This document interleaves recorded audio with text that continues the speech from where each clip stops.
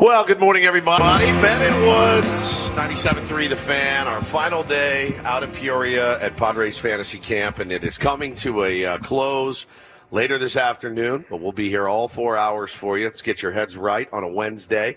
I'm Woodsy. To my right is Paul Reindl. He's the executive producer of the program. Good morning, Paulie. Hey, how are you? Doing great, very sore. Ben Higgins is back in the Odyssey Empire studios. Benjamin, good to see your smiling face. I wish you were here next to me, though. I do wish I was there, but at some point I was expected back at my other job, and I think I had a nice time out there, though, at Fantasy Camp, and a smooth drive back to San Diego yesterday. Got to stop at Cafe Adesso, and I saw Diane Musgrove. Got a little Nice. cold brew to power me through that last hour of the journey as I was starting to get a little tired. I go, I know where I can stop for a little caffeine, so that was fun.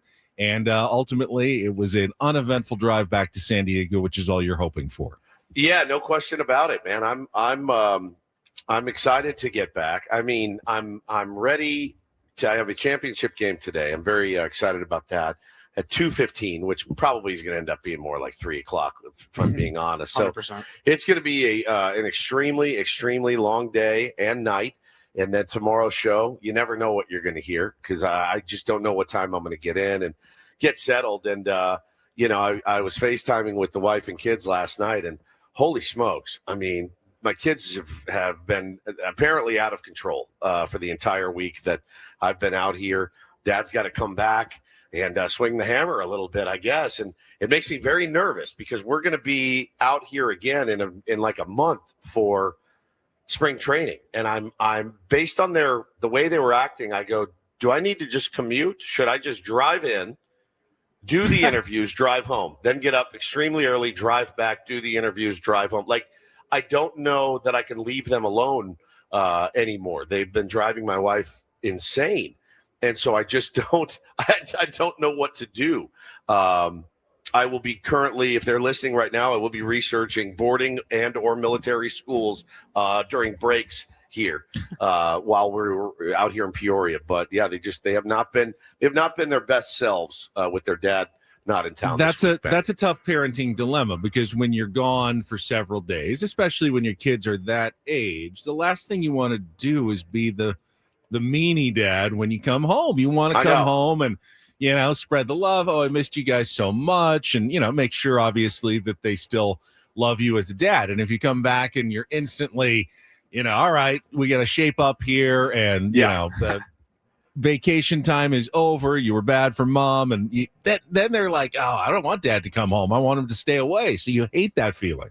Yeah, 100%. And it's tough. And it's tough on my wife. I do appreciate all that my wife has sacrificed this week for me to be out here. It's, honestly something that I love so much. Yesterday was one of those days that completely soothes the soul, with some good fun baseball. And then coming into the clubhouse yesterday, and we got to, of course, do Kangaroo Court, which is always a fun time. Right, Paulie? Paulie loves Kangaroo Court so much. If he could do Kangaroo Court. It's my favorite. For hours. It is my favorite part of camp. I did learn. I was sitting next to Bob Scanlon yesterday during Kangaroo Court, and I asked him, I go, I've been to 7 fantasy camps now, and they do Kangaroo Court all the time, and it's a bunch of hardos that are like, I want to find Trevor Hoffman because his hat was on a little crooked. They're all trying to be funny. It's true. And it never works out for them. Never. And it's kind of annoying sometimes. But I asked Scan, I go, how much do we play this up? Like, how much do we just build it all up here for fantasy camp? Do you guys really do Kangaroo Court? Like, I asked Loretta the exact same thing. What is Kangaroo Court like in the big leagues? And Scan looked at me and he goes, no, it's pretty much just like this. Like, we have a judge. The guys get kooky. He goes, it's a lot higher stakes. I'll tell you that. Yeah. And Scan's like, we probably did it once or twice a year. Yeah, maybe. once or twice a year is what I heard. And he's like, and I was told, like, there are guys in the clubhouse that would take it personally. Oh, 100%. Like, they were not happy. It was not like a joking thing. If they got called out for something, you do it twice a year. It's like, hey, so-and-so, remember back in May when you did this? Yeah. Here's a $10,000 fine. Well, or whatever. and again, it could potentially work, Benny, And for those of you that don't know, kangaroo court is where, you have a fake judge and he's got the gavel, and it's essentially like, it essentially is a way to hold people accountable without just walking up to them and saying, hey man, like, you haven't taken ground balls in a week and we're trying to win a championship, and Paulie has decided he doesn't want to take ground balls. You would get mad at that. I would be kind of a jerk for presenting that. But in the context of, funny kangaroo court, I can actually fine you. So, Ben, what would you fine me for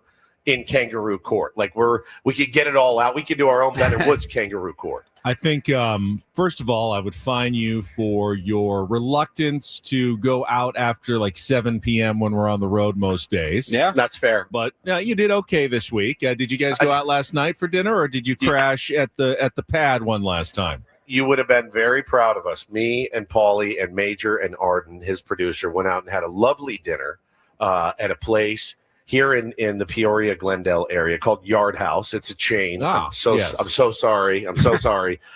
But we went to Yard House. I will say this. I've been to some nice romantic restaurants in my time. You've never been inside a darker restaurant than Yard House. It was like you were having dinner in a cave. It was sexy. It was hot. I mean, the four of us sitting there. Candle on the table. Yeah, it was very romantic. And we had a fantastic dinner together. LED candle on the table. Yeah, LED candle. It was a fantastic dinner. Great company, obviously, with Major and Arden. Great stories. And so, yeah, we got back at like 7:30, which is really late for me. I packed up and went to bed pretty soon after. But, yeah, I'm not a great hang. And I'd also fine you for eating a Domino's pizza in your bed. Okay. I mean, that's my own personal space. I did not do it in the clubhouse. One thing you could get fined for at Kangaroo Court is falling asleep in the middle of a meeting. And you've done that before. And you'd fit in real well out here at Fantasy Camp. I was worried about that, yeah. Because there is a new phenomenon. Thing. There's a new phenomenon that is sweeping the nation here at Fantasy Camp, and it is campers going out playing baseball in the hot sun. It's windy. It kind of takes the wind out of your sails. You get really tired. It zaps you. It zaps you of all your energy. And you go in, and they have these they're long meetings. You're in there for a couple of hours. Your body's tightening up. You're sitting in your comfortable chair, and who knows what might happen. Maybe you fall asleep in your chair, and guys are catching guys sleeping. They're taking pictures. They're posting them in the in the group thread. It's the funniest thing you've ever seen. I mean, and every guy that's doing it is, I'd say 50 to 60 plus. Gary Templeton. There's he's dead asleep. If you're watching on the YouTube feed, you're going to be very, very pleased. If you're not, just picture a bunch of old guys dead asleep in the middle of our meetings out here at Fantasy Camp. And I mean, Heath Bell is a total character, but you're exhausted when you get out of here. So it's been fun, man. It's been fun. And yeah, man, like I said, one more day to go. It's so good. That makes me laugh so hard. It makes me laugh so hard. It's like the time Paulie caught us sleeping on the way back from Arizona in the car. That's exactly right. It's tiring out there when you're in that dry, that sun is out just all the time. And it's an exhausting trip to Arizona every single year. Well, and I had to laugh this morning because I got a text from Ben last night. And, oh, my God, this guy. He texts me. He goes, this is a quote, everyone. I think I left a gray sock there. Gray sock. Gray sock. Well, I was unpacking, and I was missing one gray sock. And there was really only one place I probably could have dropped it. Are you sure? Because you stayed at two different places when you were here. But I had it yesterday when we were still at the. How do you know? Well, I had it when I went up in the morning to take a shower, and after you left, I had it, and then it was gone. So I don't know what happened to it. Well, I told you what I did to it, which I can't repeat on the air. I told you exactly in a text what I did to it. Is that how you found it, at least? I was packing at this point last night in my bedroom, and I had my AirPods in, and Siri will read some of my messages, my notifications that come through, and she read to me what Woods did to your sock. And I laughed very hard hearing that in Siri's voice. Why is it funny that I would ask to see if like a lost personal article was still there that you could bring back to me when you drove back today? Well, so I didn't see it. Okay, that's fine. Number one, that's fine. I didn't see it. I didn't do to your sock what I said I did to it, just so you know. If you did find his sock, would you really have packed it and brought it into work on Thursday morning? No, I would have been furious and thrown it away. Why not? Okay? I don't know. But I've I would only have worn been that furious. sock like twice. I mean, it's a good sock. I don't want to lose the sock. If it was findable, I thought I'd just ask you if the sock was there. So the sock was not there. So then this morning rolls around, and my wife and I are having a spirited discussion on the telephone and about just stuff that's going on with our house and stuff. So just, the typical normal, married conversation. My phone dings. I then open my phone. I have a text message from Ben. It says, I think I left my razor too. And I got to tell you guys, the stress has now shot up into the back of my neck. My traps are so tight. I'm carrying all this stress, and I'm like, I didn't see your razor. And I'm going to slit your throat with it when I see you. Now, again, remember, you got 3 free nights out here at Fantasy Camp, sleeping on the couch, and you're wearing me out about your sock and your razor. It's not a disposable razor. I have all kinds of blades that attach to it, and now I have no handle to attach to the blades. So I've got to go and figure out like which handle goes with all the blades, which they never match up. And I know this one does. So it wasn't in my DOP. I shaved yesterday morning in your bathroom. I must have left it in there. Are you really telling me you did not find my razor? I packed my DOP. How could it possibly not be up there? I don't get a hotel room and then keep track of your stuff. I don't know what to tell you. You've left all of your items all over town. You're like a vagabond going from place to place, sleeping on couches, crashing in the car, eating out of garbage cans. Just get a place and then keep all your stuff. I don't know what to tell you. God. So here's the thing. It's not my normal policy to be spending a ton of extra money just so I can do my job while I'm in Arizona. You are a living, walking hobo. That's what you are. You're a hobo. Just like a sack on a stick. Sack on a stick. His little handkerchief on his stick. And he's just hitchhiking from place to, hey, you got a couch I can crash on? I'm bringing a You're shopping 50. cart. Anybody got my sock? Bringing a shopping cart to Arizona next year. Get a little sign. Has anyone seen my gray sock and my razor? So I'm in the middle of this conversation. I get this text message, and this again, it's this shooting pain. It goes up my spine into the back of my neck, and I'm like, I feel like I got taken out right now. Oh, so God. Here's the thing. I did pack my DOP this morning. I packed up everything that was in my bathroom. I did not check the bottom bathroom. Did you use that bathroom? I did use the bottom bathroom, but I shaved in your bathroom. Okay, so I packed and then my up razor was kit. not in my DOP kit when I got home, and I thought, I must have left it in Woods' bathroom. But if you say it's not there, I have no idea where it could possibly be. Okay, well, I packed up a DOP. It was 4:30 in the morning. I know I brought my razor too, and I remember throwing a razor in my. Would you like me to leave the show, go bring my DOP kit in and look for it? Because I did pack my DOP kit. No, I might have thrown it in there. Fine. After the show, if you don't mind checking, and if it's not there, if you could run back to the Airbnb just quickly and do a search just around in case you may have left it in the bathroom and not seen it. Speaking of Airbnb, while I'm on a good one this morning, while I'm on a really, really good one, you can tell I'm anxious about the championship game too as well. Paulie, last night we get home, he goes, good God, man, Airbnb has really lost the plot here. And I go, what do you mean? He goes, listen to these instructions. Every time, dude. Listen to these instructions that they sent us before we check out. And so he's like, the guy writes us last night. He's like, oh, by the way. Hey, quick reminder. Check out 10 a.m. Yep. Grab all your stuff. Grab your stuff. So, make sure to grab all your belongings. Here's the list. Before you head out, Please take a moment to empty the fridge and freezer, clean any dirty dishes, dispose of all the garbage, take the garbage out to the trash can, turn off all the lights, turn off all the faucets, in case you've never left your home before, shut and lock all doors and windows, and give me a heads up when you're leaving. Hey, buddy. And then now, Paulie, what's the cleaning fee that we've been charged for our Airbnb? Well, Adam paid for it, so I'm sure he knows. But let me see if I can top of your head, find. do you remember what the cleaning fee It's is? like a couple $100. Probably No a couple idea. $100. Did you not have to take all the sheets off your beds and the towels and the washing machine and everything too? That's what we had to do at ours over the weekend. That's actually surprised me. But the fees are so. How much are the fees? He's got it right here.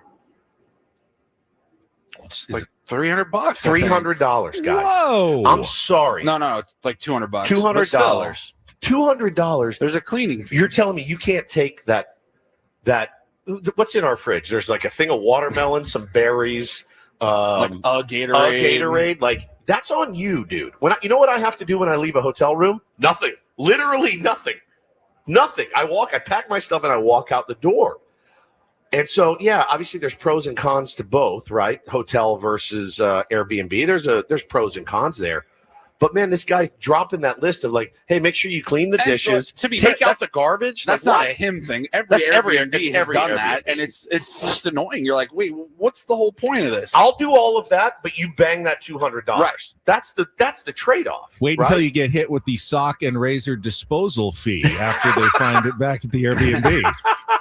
Kate, the elephant said, Woodsy, would you also mind putting up some flyers and maybe contacting the local media about Ben's sock and razor? I'm telling you. So we had to do the full Airbnb, take out the garbage, all that stuff this morning. And then I said yesterday, I'm like, so what happened? We had 4 forks and spoons in the sink. We really didn't use any dishes. And I go, if we just left and didn't touch those, is Adam's credit card going to get hit with an additional charge? Like, what happened? Like, they just want us to do that, but they're not actually going to do anything if we don't do it. Yeah, I don't know. The house still has to be cleaned, right? The house is clean. I don't mind paying that. The cleaners don't you get rated work. as an Airbnb customer and yes, you want to have a 5-star rating so people are willing to then loan you their homes the next time you go out to Arizona? Yeah, ZD Paul says, you guys are late to the game. Nobody uses Airbnb anymore. We all went back to hotels again. It's maybe the best. We do it to actually save Odyssey money because we are good stewards of Odyssey's money. We try to be, and as much to Adam's, he won't agree, but we actually do. I mean, you can get one house for like $250 a night. Yeah, or you can for as many people as you got, or you could get it'd be $750 a night for three rooms. So we're trying to, and also it's good to stay together. It's good to stay together. If you want to do a podcast or something, you're all in the same place. You don't have to pile into a hotel room. It's just much, much cheaper. But the fees are absolutely wild at Airbnb. So we did what we could do this morning. Got it all taken care of. Major and Arden will be checking out later today. But yeah, it's been a fun trip. And I'm sorry I didn't see your sock anywhere. Maybe I have your razor. So rest a little easier knowing it might be in my docket. What does it look like? Could you describe it for me? It's a very plain gray handle, very drab looking razor.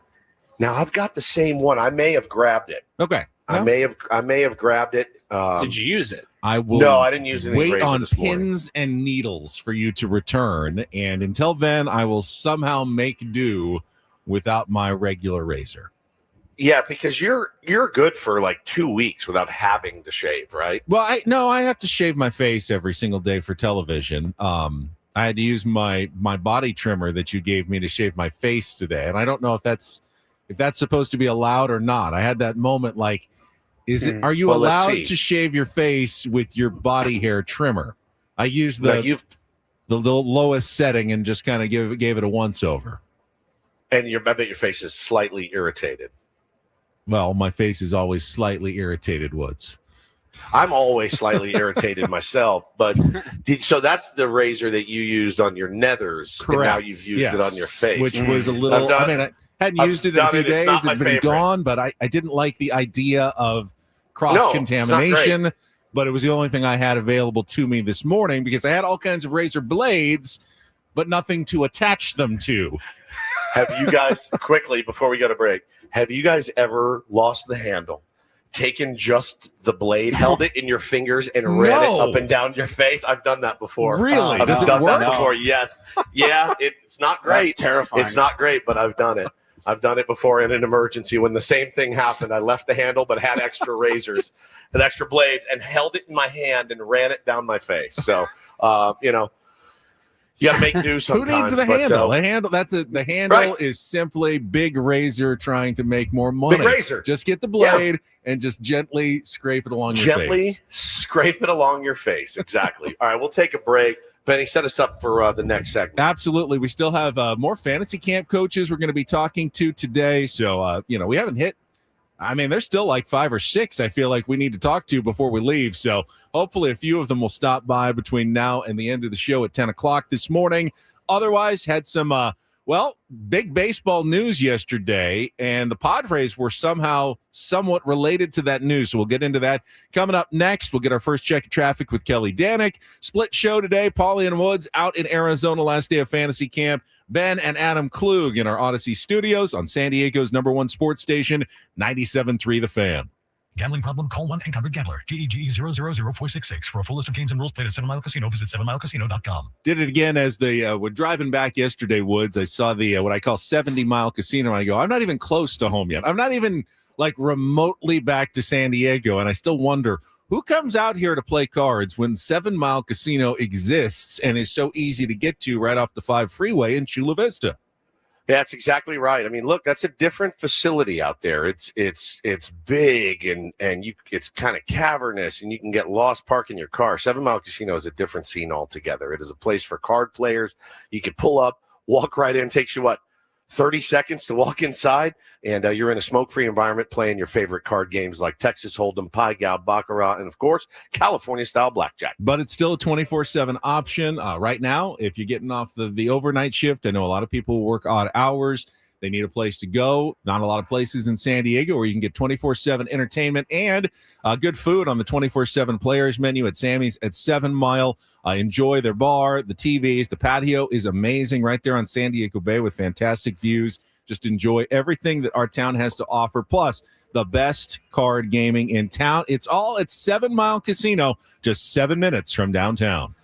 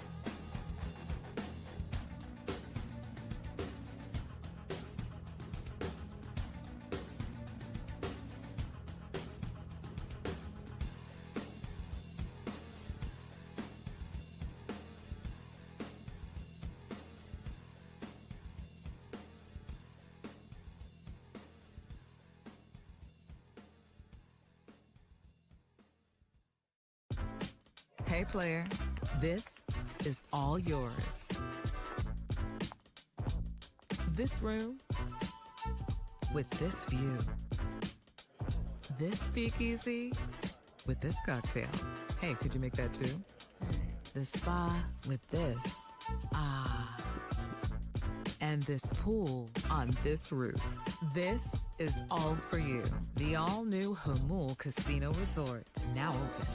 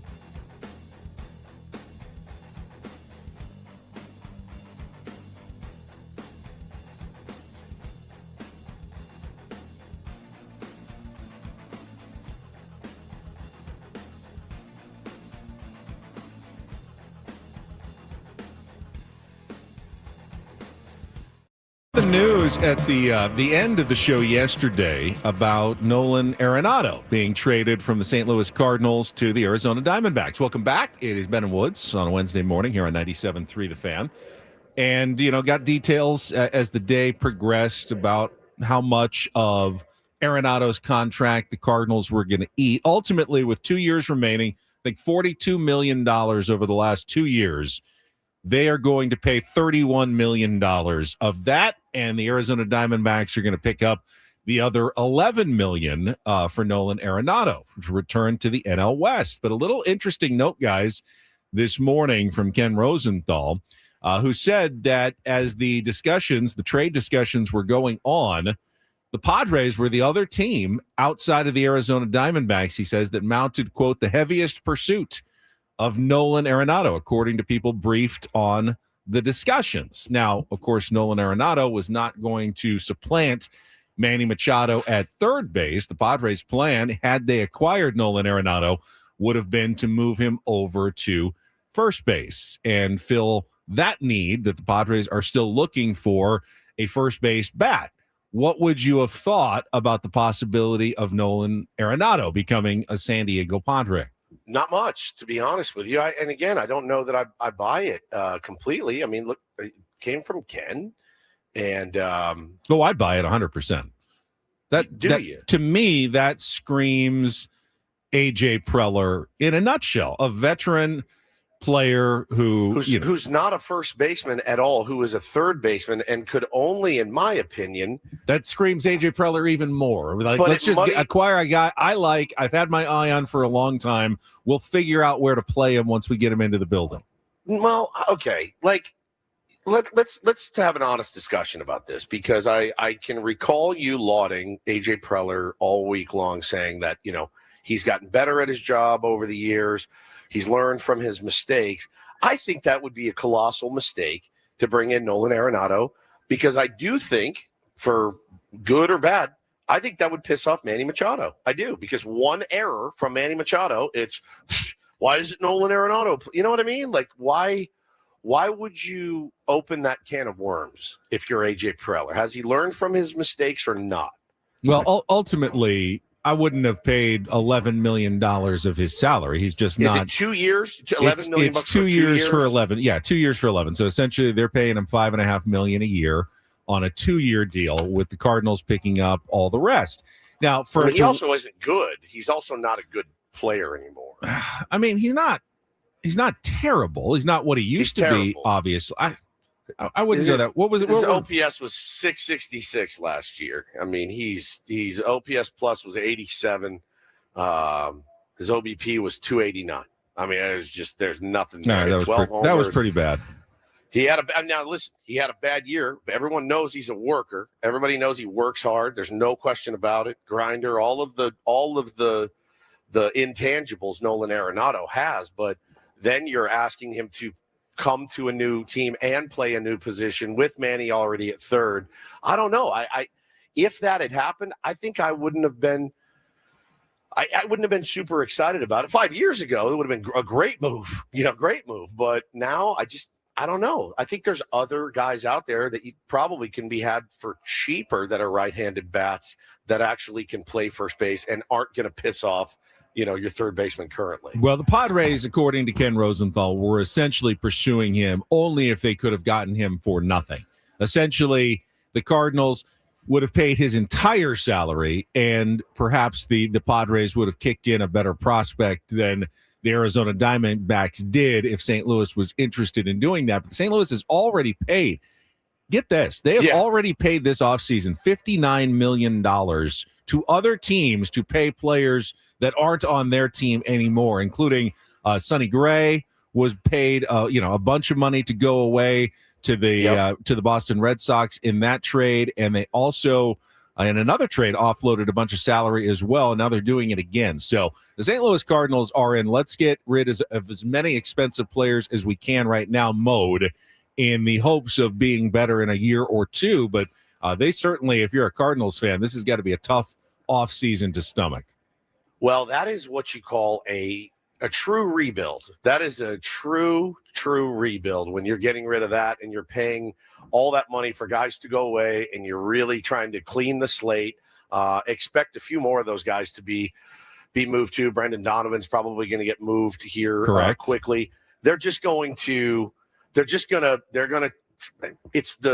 For them, it's the smart move, right? Because they have committed to the full rebuild, and they're going to replenish the farm. They're going to cut salary. It's going to be lean in St. Louis for a couple of years at least, but they're committed to the full rebuild, and they're going in head first. Meanwhile, you had a former Padre on the move yesterday. We can get to that and some of the other stories from Major League Baseball coming up right after a check of traffic here on 97.3 The Fan. From the 855 Get Ross Traffic Center, protecting San Diego after accidents or injury, here's Kelly Danick. Traffic is sponsored by Valvoline Instant Oil Change. Got a few things to watch out for. Reports of a crash on northbound 805 near the King Freeway, but not showing if any lanes are blocked. We still have the stalled work truck, Fairmont Avenue, West 8 connector to northbound 15. It's over the right shoulder, very narrow shoulder, so please take that extra carefully. South 5 Coastline before Harbor Drive, accident involving several vehicles. That's been cleared out of lanes. And we still have this 2-vehicle accident, South 15 before we're just past Rainbow Valley. It's over to the right shoulder. New year, new goals. Start with your car at Valvoline Instant Oil Change. A fast oil change and essential maintenance checks help keep you moving into the new year. Check it off your list. Visit SoCalOilChange.com. Valvoline Instant Oil Change, ready when you are. I'm Kelly Danick Ben Woods, San Diego's #1 sports station, 97.3 The Fan. The New York Yankees yesterday acquired left-handed pitcher and former top Padres draft pick Ryan Weathers from the Miami Marlins for a package including 4 prospects as Ryan Weathers goes to the organization where his dad played. I mean, his dad played for a bunch of teams, but David Weathers probably most associated with being part of that bullpen of the the World Series Yankees runs in the late 90s and early 2000s. And now Ryan Weathers going to the Big Apple, the Bronx, to become part of that Yankees rotation. Pretty wild, man, to think about Ryan Weathers pitching in the Big Apple right now. But, if he stays healthy, he's a really good pitcher. Now, they gave up, from my understanding, quite a bit to get him. I saw 3 top 25 prospects, which is a lot for Ryan Weathers. I know I don't think he's super expensive, but they're let's see, Dylan Lewis, Brendan Jones, Dylan Jason, and Juan Matheus back to the Marlins so they got a nice little haul for Ryan Weathers, who, again, they're not, I can't tell really what they're doing other than they have a surplus of pitching and they're dealing from it right now. But I do get the sense with the guys that they're keeping, some of the guys that they're keeping, they want to try to win some ball games as well. They haven't traded Sandy yet. They did trade Edward Cabrera. Now they've traded Ryan Weathers. So, again, one of those teams where not quite sure what the direction is of the Miami Marlins, but they're doing the thing where they're replenishing their farm as well. Did A.J. Preller give up on Ryan Weathers too soon? Now, I mean, he obviously has not turned into a star. He's had some good moments with the Miami Marlins, but they're now letting him go for a package of prospects. Padres didn't get that much. Remember, they got Garrett Cooper and Sean Reynolds for Ryan Weathers in that trade. So essentially now they have nothing left from those deals. So they didn't really get anything for a first-round draft pick in Ryan Weathers. But again, now he's being flipped by the Marlins. They're getting maybe more prospects back than they spent on getting him. So in that sense, it's good. And the irony here is that the trade of Ryan Weathers is partly to maybe open a spot in the rotation for Robbie Snelling, another former Padres draft pick that's in the Marlins organization. So everything somehow leads back to A.J. Preller's doorstep when it comes to players in trades in Major League Baseball.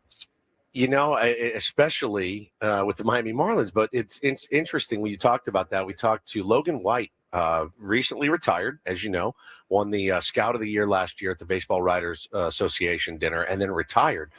He came in and did probably about an hour with us yesterday, answering questions about scouting. He was A.J. Preller's right-hand man and has been in the room there. He's been with the Padres, I think they said 11 years. Is that right? He was with the Dodgers previously. And 8 years, that sounds about right, yeah. He was amazing, you guys. Absolutely. As good as they get. He was so good. I'm sorry I missed that. I would have loved to have been there for that one. He is a salt-of-the-earth type dude. And we were asking him questions, and somebody asked him, like, who was the one guy recently that you really had a hard time saying goodbye to? And it was Robbie Snelling. He goes, that's the guy that I was, like, really, really attached to, and it was really tough. But you're talking about the guy that scouted, Clayton Kershaw, Corey Seager, Cody Bellinger. It's like, hey, thanks a lot, man. And has been a big part of what the Padres have done in the last few years as well. But that was a really special fantasy camp moment out here, getting to pepper him with questions. It was pretty solid. But Snelling is that guy he thinks is going to be a really, really good big league pitcher. One small move by the Dodgers yesterday. They signed infielder Andy Ibanez to a $1.2 million deal. Not going to be much more than a quad A type depth piece for the Los Angeles Dodgers, but they did make that move yesterday. And an interesting rumor floating around involving Kyle Tucker, the biggest name who remains on the open market this offseason.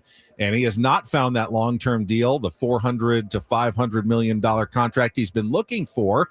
And the Mets have reportedly jumped in, not on a long-term deal, but a shorter-term, higher AAV value deal that has been reportedly offered as high as $50 million. I've also seen in like the $41 to $45 million range, but potentially up to $50 million a year, but on a shorter deal. The Mets thinking that they could get Kyle Tucker and then move either him or Juan Soto over to left field if they did acquire him and put two of the best offensive players in baseball in the same outfield.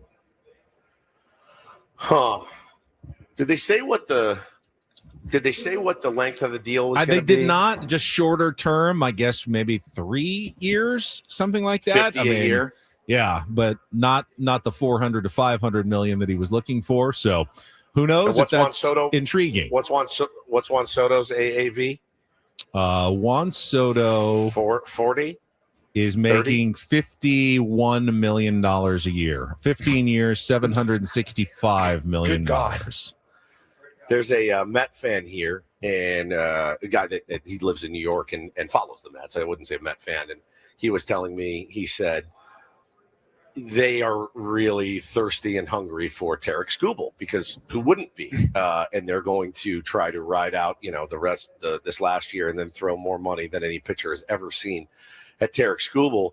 And I said, even with this Kyle Tucker deal, and he said, yeah, he goes, they're getting a casino. Like, they're going to be able to print money, along with the Dodgers. He said, yeah, that's kind of the plan for the Mets right now. But I heard perhaps the most interesting nugget I've heard in a long time yesterday out here at Fantasy Camp, and I'll just say it's from somebody that knows somebody very well that managed one Kyle Tucker, Ben.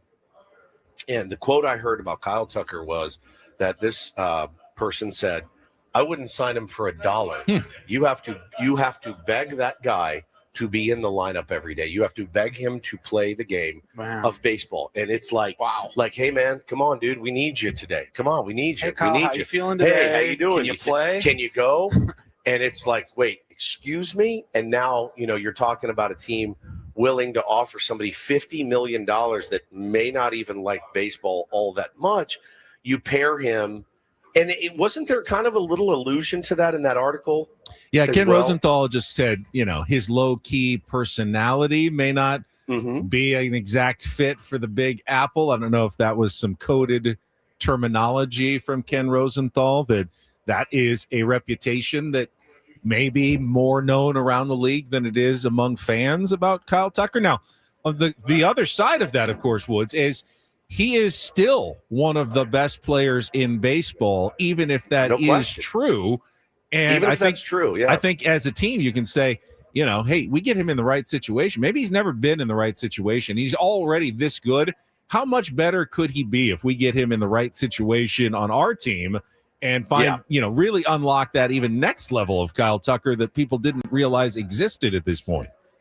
It's pretty crazy. We've got a special guest joining us right now as well. We could talk about the desire to play baseball with, one of my favorite guys out at camp, the great Mark Loretta. Hi, Lo. Woodsy, good morning. How you doing? Paul? Yeah, how we doing? Well, Benny, where'd you go? I'm back. Yeah. I'm here. You just can't hear me. Oh, no, you got your headsets on. You're good. Hi.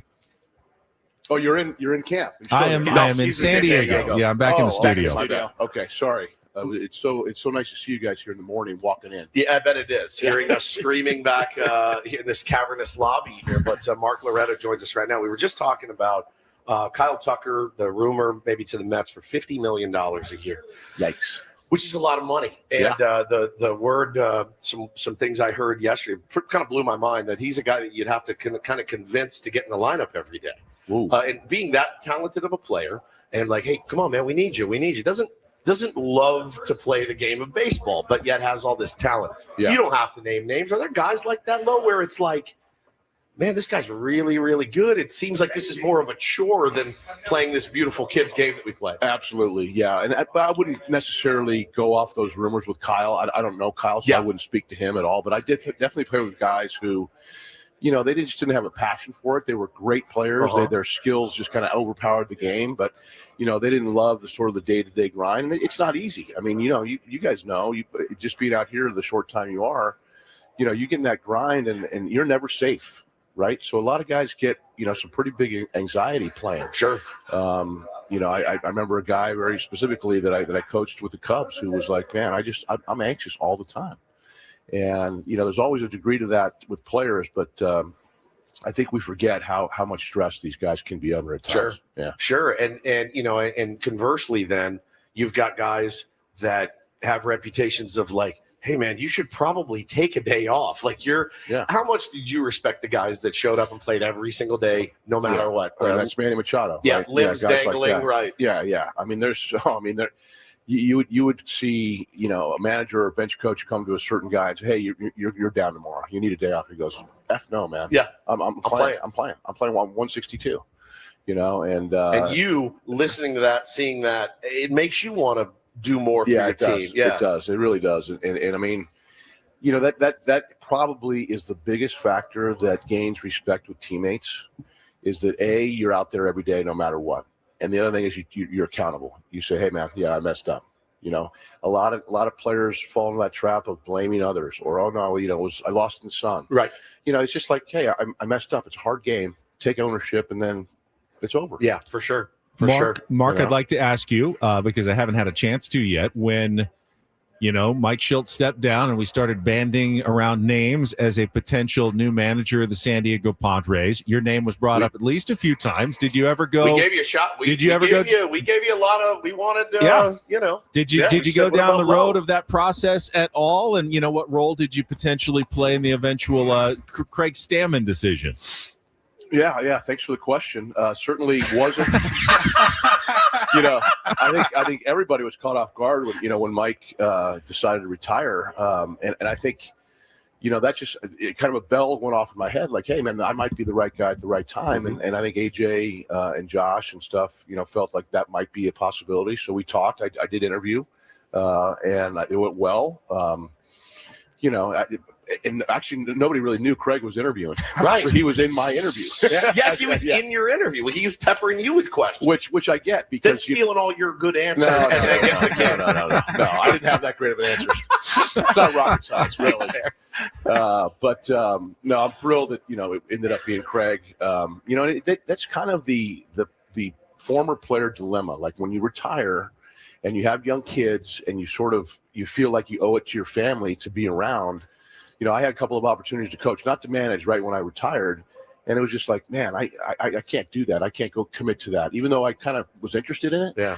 I felt like I owed it to the family. But this opportunity for Craig, I mean, being the manager, they have a home in San Diego. He knows the organization, just such a quality guy. Great dude. And he'll have all kinds of help around him. I mean, there's stuff that, will come up that he won't be, prepared for. And that's part of the deal. I wouldn't have either. Yeah. Any first-time manager is going to come up with stuff. So, you got a lot of experience under your belt out here. I mean, you've been managing out here. Right, I figured, I go right from, low ride mud flaps manager to Padre manager. That's not really a big leap. It's more managing than Craig Stammen's done. I'm just saying right now. Managing with some success too, because yes. Mark, your team is into the championship today, and you will be going up against the Padres power couple, which is Woods' team. So give me a scouting report on the big championship game and how you're going to counter Woods and whatever he's going to do in this game today. Did you guys We're play going to each take other on already? Woods. Have you guys played each other? No, we haven't, which is pretty cool. Yeah, it's cool. That's cool. Yeah, we're going to literally take on Woods today. So I had dinner last night with the Padres so-called power couple. Oh, you did? Yeah, tried to shake him down and stuff. Sounds like Woodsy's not going to see the mound today. Fine by me. I don't know. Is that news to you? They told me they'll let me know. Oh, okay. All right. They're smart. The ambiguity in baseball is great. Don't tell me that, like, hey, you're starting tomorrow, because then I would have stayed up all night thinking about it. I want to tell you that this is the biggest game you've ever played in. I mean, there's no question about it. This is everything for you. So I mean, I would be nervous if I were you. Yeah. I'd be lying if I said I wasn't. I mean, listen, you're talking about that player that came to you on the coast. Like, I got a lot of anxiety. Yeah. I texted Archie the other night. I go, hey, man, I'll clean it up on the base paths. Trust me. I ran into some outs. I'm an anxious guy. I'm sure. As Toffee likes to say, nobody out milligrams Woodsy. I'm pretty much on the wire all the time. By the way, I wanted to give you a shout out. I'm really appreciated and impressed with the work that you've started. Thank you. That's great. And I mean, it's a thing in baseball and in life that people don't talk about enough. For sure. Everybody deals with anxiety. Everybody deals with issues. And it means the a lot fact that to you're getting me. guys together to talk's awesome. It's been amazing, and so much growth that I've seen in a year from certain guys. That there was one guy that had no relationship with his ex-wife for kids. Now he's living back with them, got a job. I mean, it's just, I'm not taking credit, but he has come in, he's opened up, he's done the work, as we call it. And it's just been cool to see. Yeah. It's such a cool thing, man. But That's awesome. I'll be using all of the work I've done this year to calm myself down before that big game today. Exactly. Yeah. I heard you guys got a big, tall lefty that is just, he fires it. Peter Malloy, baby. Peter Malloy, we're going to ride him for 3. Okay. And then, we're going to lay out our plan. Yeah, I'm hearing it all. This is the entire plan. It might as well be in the meeting. Yeah. Then we got Matt Gay to relief him. So we got a couple of good arms. All right, good. How's the defense? Defense pretty solid. Good. How are the bats? Great. Good. All right. Should be a good matchup. How's Major Garrett doing? Major Garrett's been breaking. He's the best. Oh, Major's on the team too. This is going to be fantastic. We got Shelly Zimmerman, Major Garrett, and we're a star-studded group. Yep. Well, all right. Well, it should be a good one today. I'm looking at my hands. Yeah, you're shaking. Mark, really appreciate it as always. Sorry I couldn't be there in person, but thanks for sitting down with the guys. Flo. All right, hey, let's get on the golf course. We've been talking about that forever. I know. We should do that. We should. Be great for us. One of these days. All right. We'll do it. Thanks, Mark Flo. Loretta, all our guests appear on the David P. Shapiro Fan Hotline. David P. Shapiro, criminal defense attorneys, helping good people regain control of their future when charged with a crime since 2010. Visit davidpshapirolaw.com. And as I understand it, when we come back, we're going to be joined by the guy who helps put this entire fantasy camp together. One Padres Vice President Tom Sidler is going to join us. I'm looking forward to that.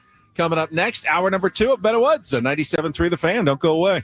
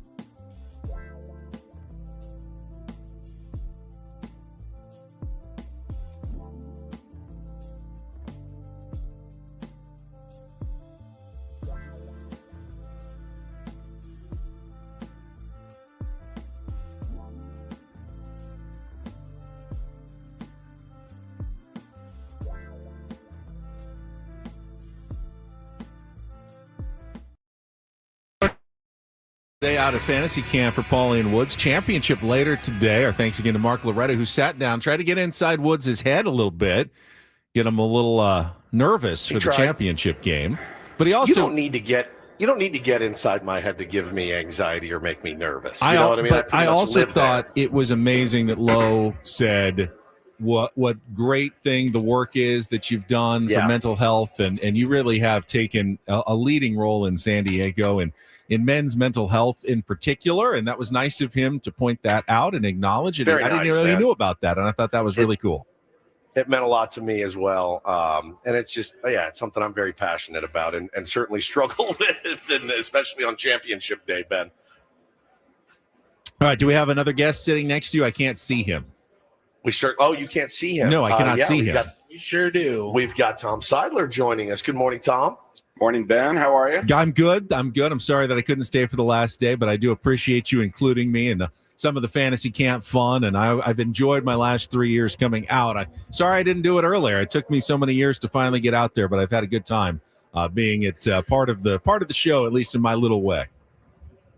Well, we put you to work, and you do a great job of that panel every year. And next year, because you're not a player, we're going to invite you into the draft room, because that might be the most entertaining hour of the whole camp. So remind me of that next year. I will definitely remind you of that. I would love to get behind the scenes for the draft. Under the umbrella of confidentiality, of course, stays in the room. He won't tell me anything. Well, number one, Tom, thanks so much for joining us. It's obviously a lot of news about the team. That's never we're used to that here in San Diego. A lot of news about the team. How have you handled everything so far? Yeah, I think all of us at Petco Park, from Eric Grubner and AJ Preller, all the department heads, we're all controlling the controllables, as we like to say. And, just in the week we've been at Petco Park, the season ticket sales have been capped again, sold out, thanks to the great fans of San Diego. The new cocktail bar is opening. That's very exciting. And here we've got our biggest and best fantasy camp ever. So I think, it's just become a great organization that's gotten better every year, and we're all just continuing down that path. Yeah, I like that. Control the controllables. You can't worry about things that haven't happened yet. I find myself doing that a lot, and I realize, why should I worry about something that has not happened yet? And you kind of cross those bridges when you get there. Tom Sidler joins us today. You've done an incredible job with this camp. 101 campers. 101 campers out here. And if my DMs are any indication, I've had so many people reach out. That's it. I'm done. I'm starting now. I'm saving. Like, how do people, if they want to come next year, you have to kind of get on it pretty soon, right? Yeah, it has gotten bigger every year. This year is so great to have a number of father-son teams, and for one brief cameo, a grandfather-father-son team, and 5 women. We got husbands and wives teams. Yeah. And all the women say they're coming back. So especially to the women out there, you can very much hang with these men. Very much. At all ability levels. But, we've kind of reached our max. 8 teams, about 100, 110 players is the max, given the facility and the fields. But we'll go on sale next week. So the returning campers will get first dibs for 24 hours. So we'll get out information probably through your show and through the Padres channels, but look for middle of next week, signing up for fantasy camp next January. I mean, we're in the minor league clubhouse right now, and there's a few lockers, but you can't expand too much. I mean, it's crazy without having to call the Mariners and see if we can borrow some locker room space over there, because it's gotten huge. It's very robust, and I think it's a testament to the kind of camp that it is, because like 80% of the guys have all been here multiple times. Yeah, I really thought when we started it would be a bucket list, one-time only thing for most people, but we've got a 75% return rate. Yeah. And that makes it tough for new guys to get in. We've got a long waiting list, so we'll find it. We're also kicking around the idea of maybe doing an offsite camp, like at the Field of Dreams or something like that. So we'll try to meet the fan demand, and it's just a wonderful experience. You guys do a great job, trying to explain to people back home what it is, and the alumni being here is a huge part of it. We've got, I think, every decade of Padres history from the 70s through the 2020s, thanks to Greg Garcia. Yep. And then on adjacent fields, you've got the Padres of the 2020s and 2030s with Ethan Salas and the prospects. So it's 8 decades of Padres history here. Talking to Padres pretty Executive Vice President Tom Sidler here on 97.3 The Fan. And you said it, Tom. I mean, it is a bucket list experience no matter how many times you do it, and just watching it's amazing. It's over the top. It's indulgent if you're a baseball fan, but I don't think people realize the money that comes in from the fantasy camp. Where does that go? Yeah, great question, Ben. So all the money raised goes to the Padres Foundation, and it's I think next year's camp is $6,900. It's not cheap, but most of that entry fee is a write-off for fans because it is a charitable fundraiser, and that's a big reason why fans come back every year and campers come back every year. Is most of it's a charitable write-off, and the money we raise here becomes one of our big 4 fundraisers of the year. We've got our garage sale at FanFest coming up on January 31st. Our big Dinner on the Diamond Gala coming up Thursday, April 30th. That's where you have dinner with players on the field and live entertainment and a really special evening. And then the 50-50, we do it all at all the home games. So those 4 things really raise the bulk of the funds for the foundation. And then, so in the last 10 years, we've grown our impact tenfold. We've got a Padres Rookie League now at 10 sites where kids from underserved areas throughout San Diego get free baseball for 10 weeks in the summer. Amazing. Free jersey, free mitts, and it really gets them off and running into their love of baseball that all of us here at Fantasy Camp have. We do a Johnny Ritchie scholarship program that honors the Jackie Robinson of the West Coast, Johnny Ritchie, who played for the Padres. That's 10 scholarships per year to first-generation college kids from San Diego. And then these Peter Sidler legacy projects that we've done a couple of each year. Last year, the Armed Services YMCA to help with childcare for kids from military families, and the Ronald McDonald House, which provides housing for people who have got a child across the street at Radius or another local hospital battling something severe. And this year, in fact, later this month, thanks to Joe Musgrove and Jackson Merrill, we're going to introduce a new Miracle League field for the kids. Playing that wonderful program of Miracle League. So it's great. It's it's a labor of love for all of us who are here, and we all have the same mindset. We're all baseball diehards. We're all Padres diehards. But at the end of the day, it raises real money for the foundation that goes back into the San Diego community. Yeah, it's a beautiful thing to see, and people out here obviously are so generous, and the players, the former players, are so generous with their time, their love. Getting to go out and hang with those guys and have beers and hear all the stories. I mean, that's kind of what it's all about. The baseball's great. It's awesome. I wish we played 3 games a day, but at the end of the day, it's hearing all the stories and celebrating the legacies of guys like your brother, Peter, and guys like Randy Jones, who is greatly missed. He's greatly missed out here. Now, someone will have to eventually step into the commissioner's shoes. Who are your candidate? I've got a couple in mind, but for you, I mean, there's probably some guys here that you look at and go, nobody's going to fill Randy's shoes, but you'd be the next. That's a great question. The Padres had a previous iteration of Fantasy Camp in the early 2000s, but it went dormant for, I think, 18 years. And Randy and I talked about bringing it back in 2018 and then launched it. And you guys were here in January 2019 for that first camp with 20 guys. 20 guys. And now we're maxed out at 100 plus. But the commissioner's role is different because you don't get a coach. Right. So the alumni that are competitive and want to win and want to manage a team, they don't want anything to do with it. But we've talked to a few guys because I think we'll fill that spot next year. Wow. And we'll talk off air about some candidates. Okay. All right. I got to call him. I'm going to give you my 2 cents for sure. Tom, you were actually not much. sharing one of your dilemmas with me. And when you started, you were wondering, would you be able to get enough alums to come back and do this every year? And now it's the other problem. You have so many alums who want to do it. You don't necessarily have room to invite every one of them back every year. It's hard. Last year Brett Boone did it, and his team went undefeated, ran the table, championship team, he and Brian Lawrence.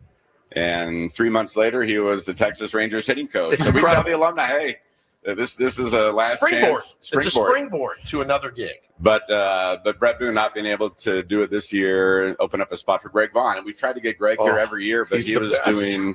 Thank you for making that happen. He is great. I love Booney. I would love if Booney was here. Vaughn, you didn't miss a beat. Yeah. I mean, he's been incredible. Yeah, it is a champagne problem to have. The alumni love it. I mean, being in the room with the alumni and they're telling stories. They're comparing eras from the Randy Jones 25 complete game season to now, and that's a 4-year total for all of Major League Baseball. Right. It's just the game has evolved, but all of us here just love it, and that's what brings us here. It's been incredible. Tom, really appreciate again the invitation and all the work that goes into this every year, this experience for select group of fans. But I'm glad that we can kind of bring some of the stories and talk to the camp coaches and bring it back to San Diego so everyone can kind of at least vicariously experience this every January. Well, Ben, we have an agreement in writing where after the Padres win the World Championship, you're going to suit up and play a full camp. Full camp. So I haven't forgotten that. But in the meantime, we'll get you into the draft room next year for some extra fun. After my at-bat against Woods, for the first time ever, I've at least started. Contact. The seed has kind of been planted a little bit for the future. So, well, thanks for the three of you for what you do to help promote it, and not just the camp, but the Padres. It's been great to see the rise of the Padres fandom in San Diego. This is kind of a little microcosm of that. Mm-hmm. And you guys are a big part of that, so keep up the great work. Thanks so You're much, welcome. Tom, it's so very hard to do this. Yeah, this is really tough. It's really hard. Yeah. Oh no, fantasy camp again. The best. Thank you so much, Tom. Thanks, guys. You're the best, Love you, man. Tom. Thanks. Tom Sidler with us, Executive Vice President, San Diego Padres. And great guys, as he said, all this money that goes to the Padres Foundation supports really great causes and projects that the Padres are doing year round. And so you can feel good about your participation in fantasy camp.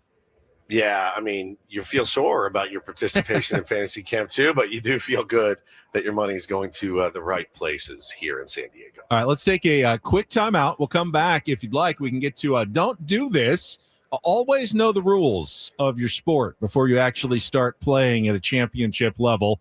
I'll have that story for you and more coming up after a check of traffic with Ben and Woods on San Diego's #1 sports station, 97.3 The Fan.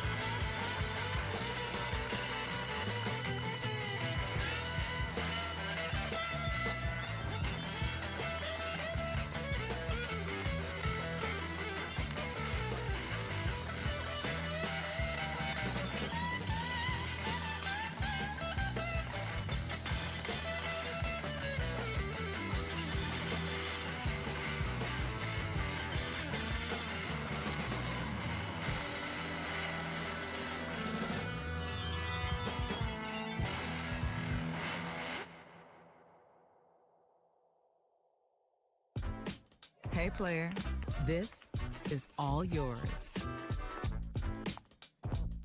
This room with this view. This speakeasy with this cocktail. Hey, could you make that too? The spa with this. Ah. And this pool on this roof. This is all for you. The all-new Hamul Casino Resort, now open.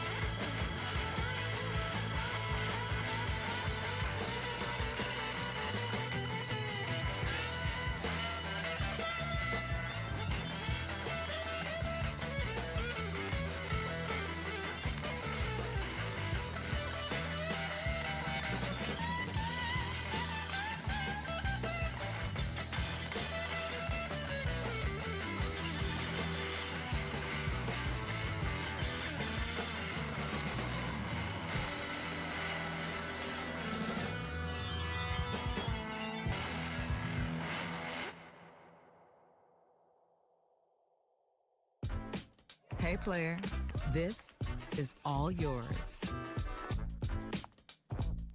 This room with this view. This speakeasy with this cocktail. Hey, could you make that too? The spa with this. Ah. DDT brought to you by Dixieline Lumber and Home Centers, helping San Diego homeowners and contractors fix it, build it, and enjoy it. Woods, we will have Archison Fracco joining us coming up at the bottom of the hour. First, though, I will start DDT in the world of tennis. It's always imperative when you are competing at a high level in any event, and this was very high level. It was a qualifier for the Australian Open. The first Grand Slam event of the year is coming up later this month in Australia. Sebastian Offner was about to get into the tournament. They went to the final set tiebreaker. He was up 6-1 against his opponent, won the point, 7-1. He raises his arms in celebration, goes to the net to shake his opponent's hand, and the chair umpire had to inform him in the final set, we go to 10 in the tiebreaker, not 7. Premature a celebration. little premature celebration. Here's the problem. All right, well, it still has to win 3 more points. He didn't win 3 more points. His opponent came back from the huge deficit and ended up winning the match, which meant Sebastian Offner lost in his Australian Open qualifying after celebrating the victory 3 points too soon. Yeah, 10-point tiebreaker in the final set in Grand Slam events in tennis. That's got to be one of the worst feelings. I know occasionally, like a baseball player forgets how many outs there are, but they never forget you have to get 2-3 outs every inning. Yeah. The also, you hit one you think is a home run. It's not. Yeah. It's not a home run. It didn't go out. It's actually a hit off the wall, and now you're standing at first base. I mean, it's just the premature celebration is just the worst. It is the worst. You feel like such a buffoon when you do it. I know we are all guilty. You just want to crawl into a hole, I'm sure, and die at that point. Yeah, you really do. Jordan Addison, a talented but can't stay out of trouble. Talented wide receiver for the Minnesota Vikings, Ben, was arrested yet again. Trespassing on Monday. He was at the Seminole Hard Rock Hotel and Casino in Tampa, Florida. And my guess is he was taken into custody. He was charged with 1 count of trespass in an occupied structure. My guess is that he was booted and then came back. And once you do that, you are then trespassing. Right, because casinos are open 24/7. So you just walk in the door, they're not going to arrest you for trespassing.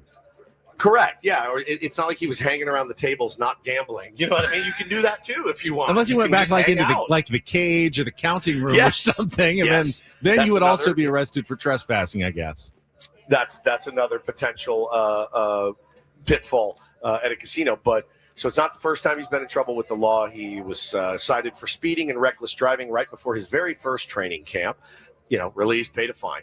Then he was arrested. Remember this? He fell asleep in his Rolls Royce right near LAX, and he pled guilty to drinking and driving, had to pay a fine, 3-month alcohol education course. And, man, here's the thing. They have to decide now if they're going to pick up he's in an option year. So getting arrested in the offseason before your option year, not the smartest move for Jordan Addison. He's kind of on that precipice, had a decent year for the Vikings with a not so great quarterback, and he's a talented guy. But hey, man, you got to figure out what you want to be. You want to be a really good wide receiver. You want to be a troublemaker. And the Vikings have to figure out, is the juice worth the squeeze? That's right. I mean, because there is so much talent there, and you need a guy like that on a roster. But if he's not going to be available, if he's going to continue to get into trouble at some point, you just have to move on. All right, finally, a little do this. Pointing it at him. He caught him off guard. DD mega doo-doo. So I'm going back to tennis. Now, this is weird. We rarely have 2 tennis stories. I had never heard about this. This was a new pre-Australian Open event. It's called the 1 Point Slam. Here's what it is, guys. They play, anyone can play. And like everyone up from Carlos Alcaraz and Yannick Sinner, the best 2 players in the world, down to your weekend warrior tennis amateurs who are just, want to give it a try. It's the entire tennis match. It's like an NCAA tournament bracket with hundreds and hundreds of people, but every match is just 1 point. And the theory is, hey, against the best player in the world, maybe you could win 1 point. And as it turned out, it was just a regular amateur named Jordan Smith who went all the way through the bracket and won the $1 million Australian dollar first prize. Wow. $670,000. So they had real big stakes. He beat Yannick Sinner in 1 point. What? Damn. On his way to the final in the 3rd round. Now, Yannick Sinner, so they play rock, paper, scissors to see who serves. And then they just play the 1 point, and that's the entire match. And it's just 1 point. It's like there's no double fault. Sinner hit his serve into the net and lost.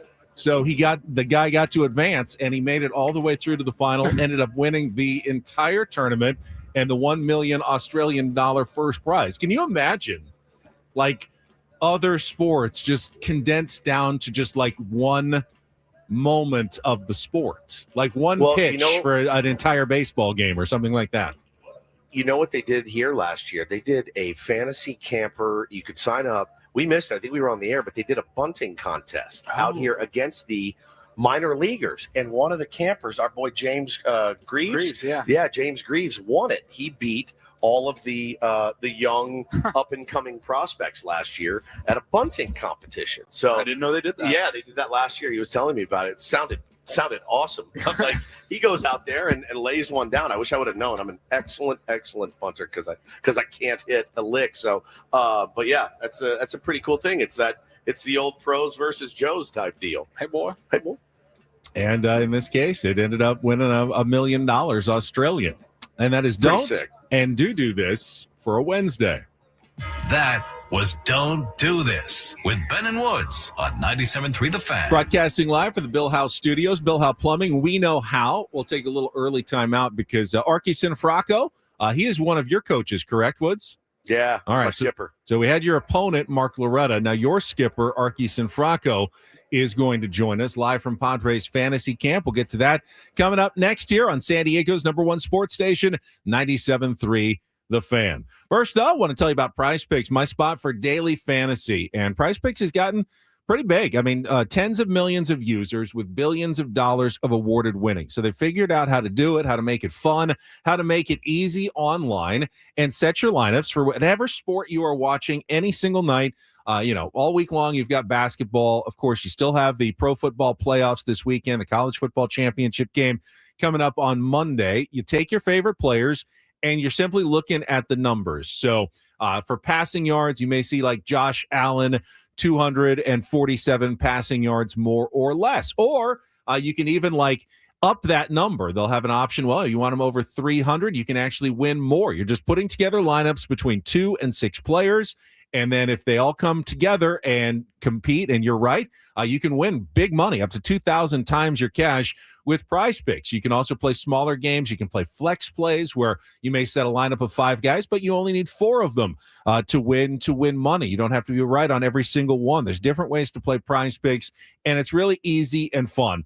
And to sign up, all you have to do is go to the website, prizepicks.com, download the app, and use the code KWFN, and you'll get $50 in lineups when you play your first $5 lineup. So a chance to really kind of figure it out and play your way just by using code KWFN to get $50 in lineups when you play your first $5 lineup. It's Prize Picks, where it's good to be right. Must be present in certain states. Visit prizepicks.com for more details.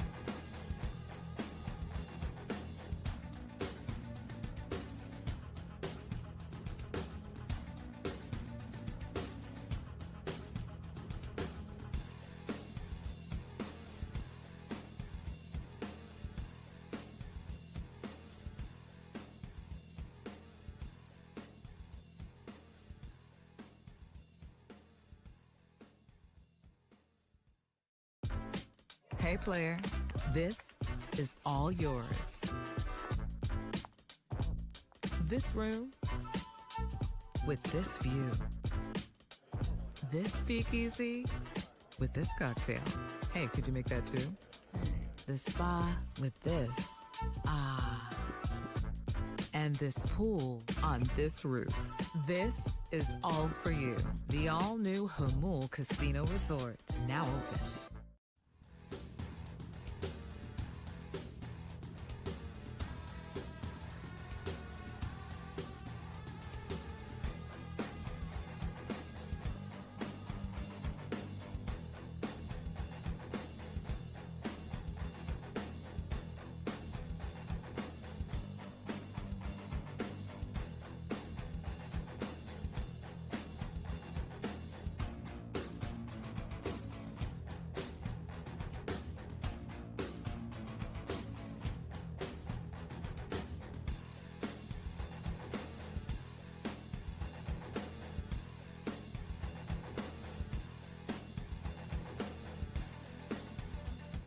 David P. Shapiro Fan Hotline. David P. Shapiro, criminal defense attorneys, helping good people regain control of their future when charged with a crime since 2010. Visit davidpshapirolaw.com, and let's get right to our next guest, Woods. He's sitting right next to you at the Peoria Sports Complex. Your manager this week from the Padres power couple, former Padre Arky Sinfrocco is with us here on 97.3 The Fan. Now, do I say your name correctly, Arky? Because I've heard it said 17 million times over the years, including this week by some of, I think you're probably closer friends. Does anybody know how to say your last name?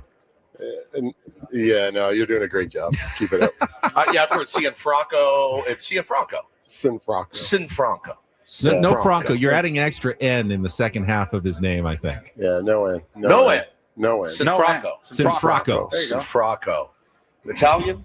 100%. Yeah, there he is. Arcangelo Dominic Sinfrocco. Come on, man. Look at that. Arcangelo? What a killer first name that is. Arcangelo. That's unbelievable. Yeah, this is my skipper.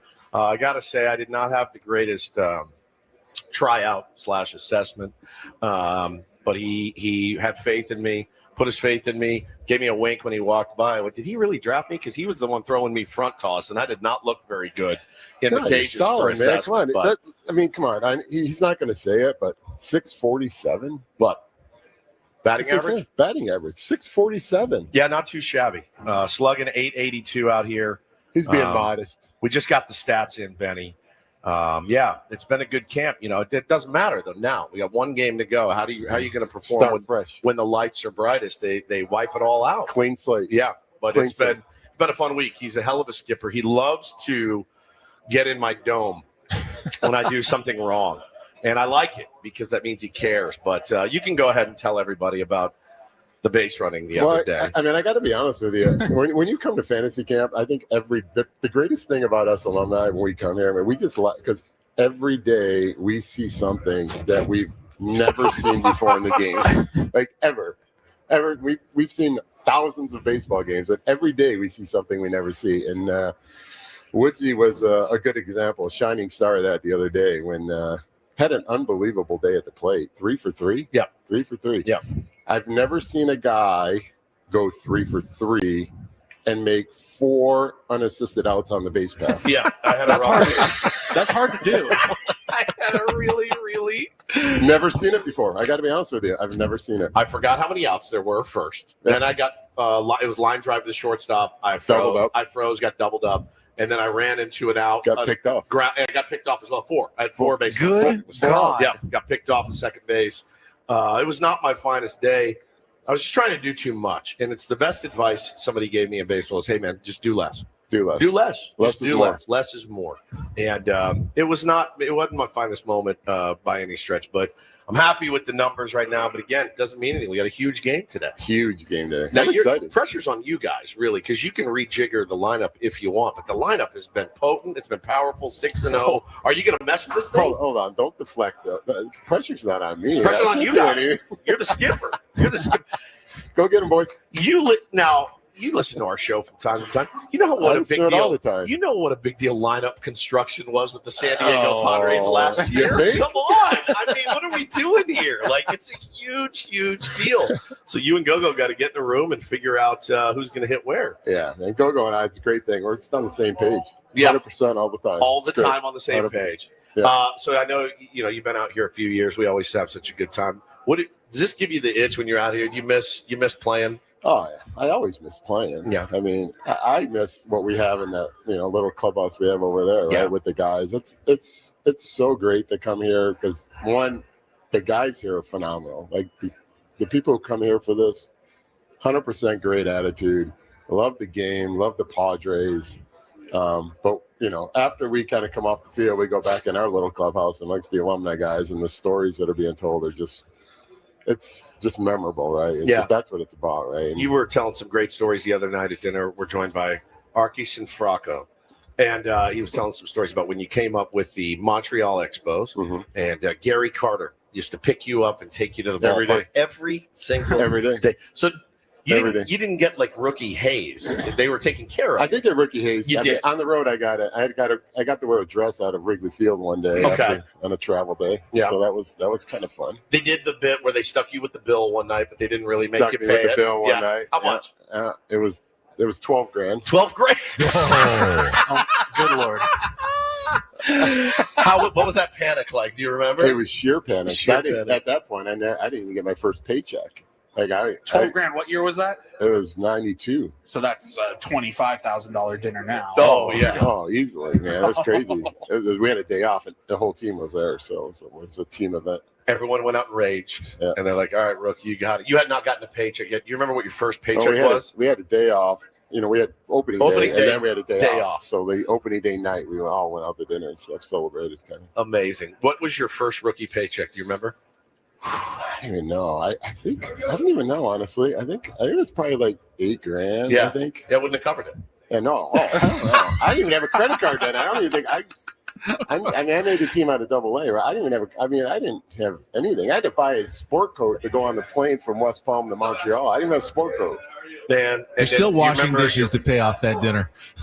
Right. You remember your first knock in the big leagues? Oh, 100%. Who was it? Yeah, it was against Tim Burke and Shea Stadium. It was And a unique thing. It was a 3-run single.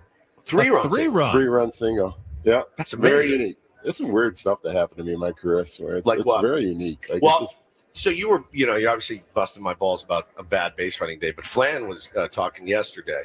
Arky's sitting right in front of me, and Flan's like, Arky used to get thrown out at the plate all the time. And I just lean down. I go, "Oh, is that so?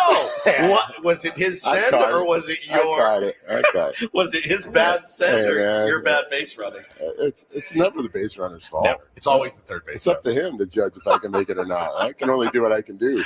It's been so fun, Benny, out here having these guys, him and Gogo, just constantly in my ear about what I'm doing wrong. It's the greatest. I love it. Here's You got to balance the scales. Here's a story I hadn't seen. Rod in our chat says, I'll never forget Arky cruising around the tailgate lot, Qualcomm Stadium, in an ATV right before the World Series in 1998. He stopped and gave us autographs. What a guy. You were cruising around the parking lot at the Q and on an ATV? Yeah, no, dude, that parking lot was rocking. Are you kidding me? What energy coming out of that place? I used to ride Cammy's motorcycle around the parking lot. I did a lot of stuff I probably shouldn't have. Yeah. I did. It's kind of fun.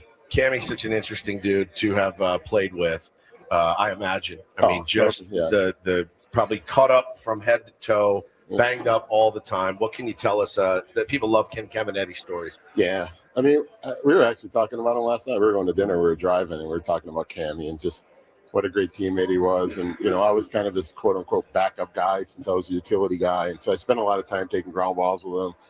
We were out in the field early hitting all the time. He was kind of a staple. Tony, Cammy, all those guys, we were all kind of a staple for early hitting, at 12 o'clock or 11 o'clock, on the road with the shirts off and everything. He was phenomenal to me. Like that's what I was telling guys. He was so good to me. Like, and he, I wasn't, I was a utility guy, right? But it just, the makeup of that team was just very special. Yeah. And Cammy was obviously the leader, right? I mean, you know, I'm sure I've texted you before if some of the stuff went on. Sure. Current day, Cammy would have Lost probably his got mind. some fights. Yeah. I heard he had no problem. No problem letting being a friend. somebody know. No problem. You know, and you have to back that attitude up with your play on the field. And I've just always admired guys like that, right? That had that ability to speak up, you know, be fearless, but also go out and back it up on the field. Yeah. They're very rare. Yeah. You know, a lot of guys with big mouths. Yeah. A lot of guys with big mouths that like to talk, but to actually back it up like Cammy did. It's weird that a lot of guys lead by example. Mm-hmm. You know, Yeah. like Freddie Freeman. Those guys lead by example. Quiet. You know, quiet. Just do their job. Everybody follows. Cammy had both, right? He led by example, and he led by letting you know when, you know what, straighten up. I would have been terrified of him, man. Oh. I mean, holy smokes. When he looked at you, you knew, like, I'm a dead man. It's time to straighten up. Talking to former Padre Arky Sinfracco, and one of your teammates of that era and now fellow camp coach is Greg Vaughn. And I mentioned on the show on Tuesday morning, they had on Monday night, a batting stance guy came in and did imitations. And Greg Vaughn just could not get enough of batting stance guy doing Arky Sinfracco. Tell me a little bit about your relationship with Greg Vaughn, because there's a story there, I'm sure. Yeah, Greg and I used to hang a lot on the road and stuff. I always hung out a lot with Greg, and he's such a good dude. So good. I mean, people like look at him and they think, oh, he's kind of a scary guy. You know, he's like, he he is kind of a scary guy, though. Yeah, Like, yeah, he's a teddy bear, man. Come on, he's a teddy bear. He's such a good dude. And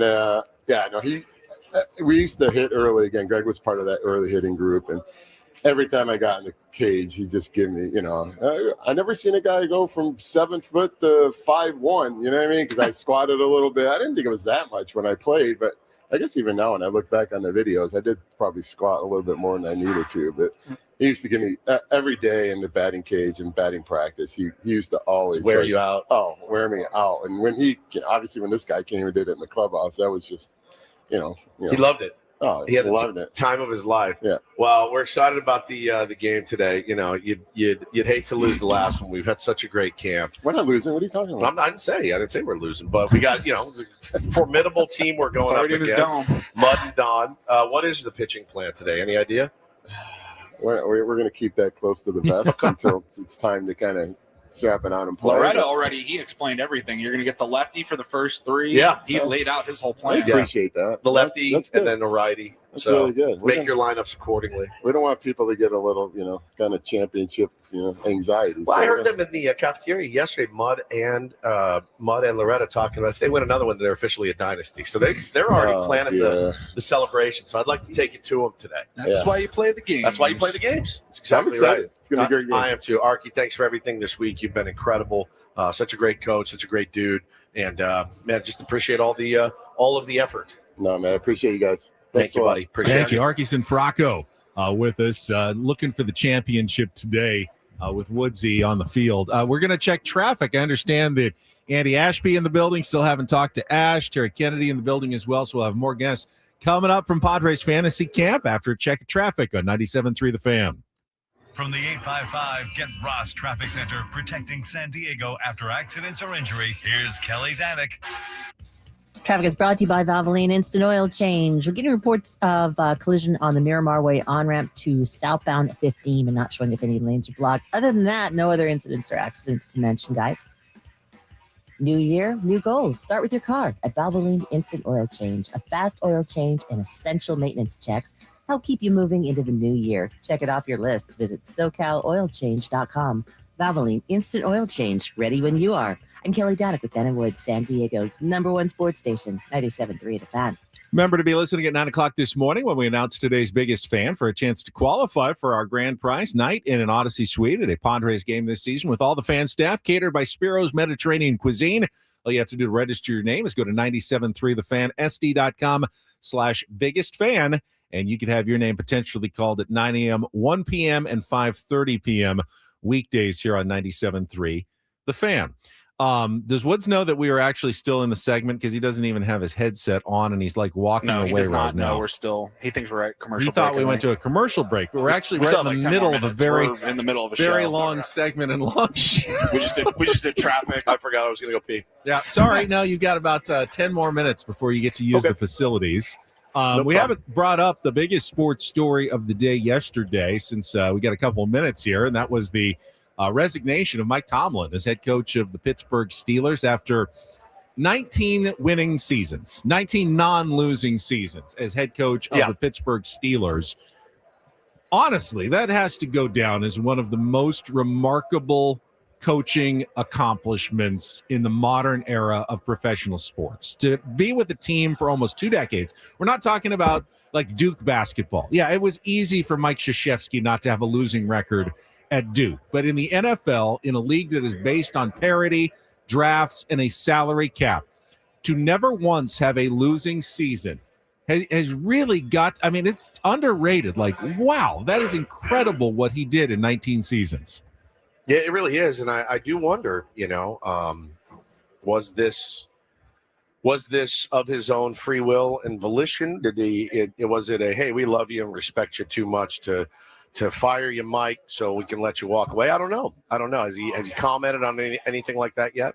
Not really. I think it's been pretty quiet. The rumors are that, he's not looking for another coaching job and may get into television for at least a year. TV. He would be absolutely great on TV. I love the ideas on social media that John Harbaugh and Mike Tomlin could do the absolute funniest thing and just switch teams this offseason. And one would go, Harbaugh would go to the Steelers and Tomlin could go to the Ravens. But I think after 19 seasons, I'd be surprised if Mike Tomlin wanted to jump right back in. Now he had not had playoff success. I think 9 straight years without a playoff victory. So, ultimately where you're truly judged in the NFL, it's been a long time since he's had the kind of success he's been looking for.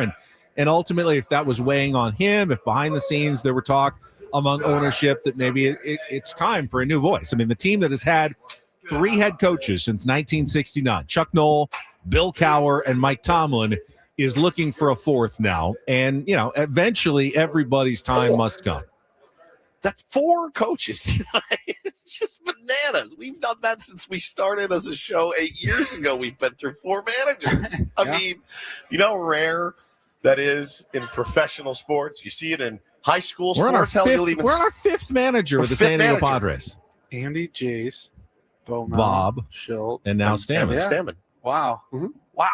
Yeah. In 8 years. 5 managers. Crazy. And they've had 4 in their history. I mean, or not even yet. 1969. Right? This will be the 4th one since 1969. This will be the 4th since 1969. And it's why the Steelers are always pointed as an organization that everyone should try to emulate. Now, the counter argument is, do they let things get a little stale? Is that what happened in Pittsburgh by sticking around and having so much consistency that things got a little stale? He won the early Super Bowl, but it's a decade now since they've truly been a team that has seemed relevant deep into the postseason. Yeah, and I saw some Steelers fans celebrating. I saw some Steeler fans upset, and the most common sentiment I saw, Ben, was, okay, like you wanted it, like let's see how it goes, because be careful what you wish for, because you just might get it, and we'll see what happens out there. But he's always been a guy to me, like when they would show him on the sidelines, I'm like, ooh, that's a badass coach right there. He just always had that good look. He'd wear those sunglasses. Yeah. You're like, what a G that guy is. Like, always liked him too. So I think he'll be great on TV, or obviously another organization would be glad to have him. Maybe it's just time for a change for him.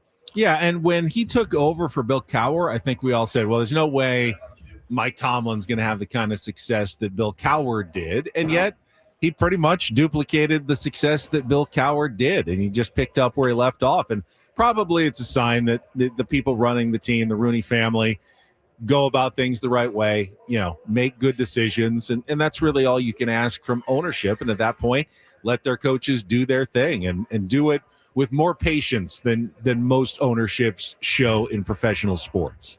Yeah, they don't.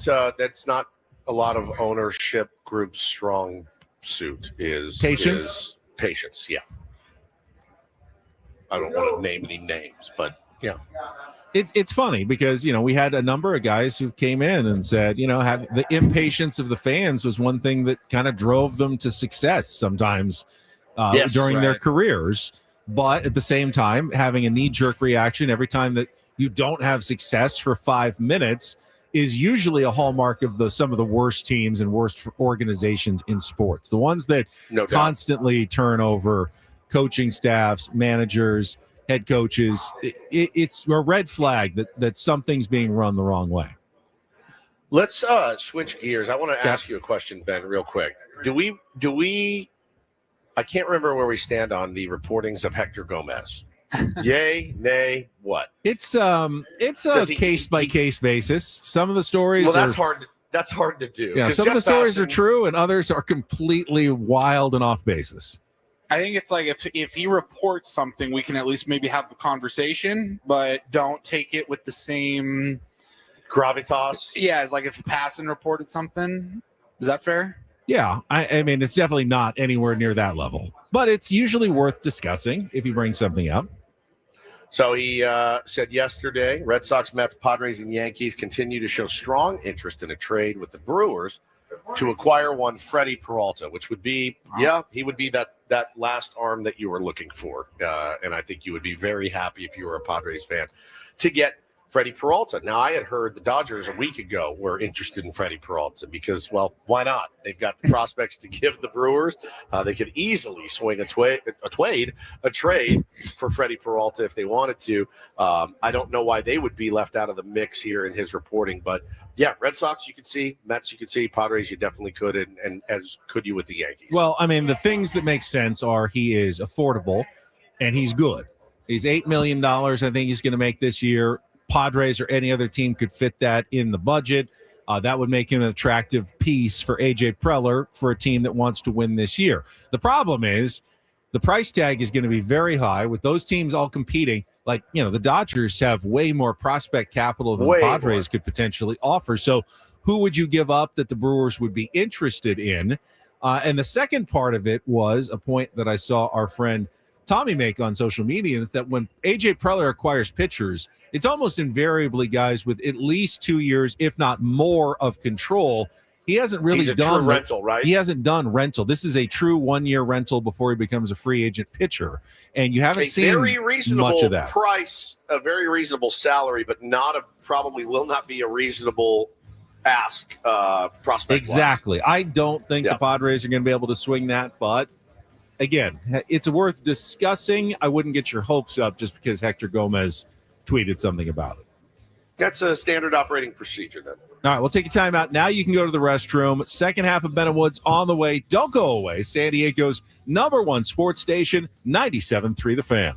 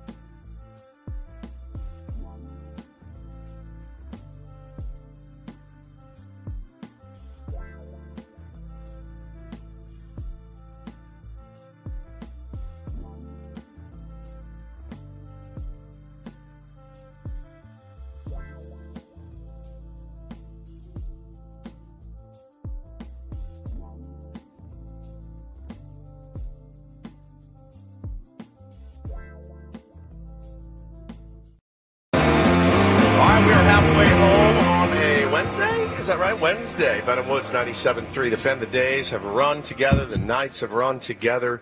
But it's great to be with you live here from Peoria, our last day at Fantasy Camp. I'm Woodsy. This is Paulie. Back in the studio is Ben Higgins. And joining us, you can hear him fumbling with his microphone right now.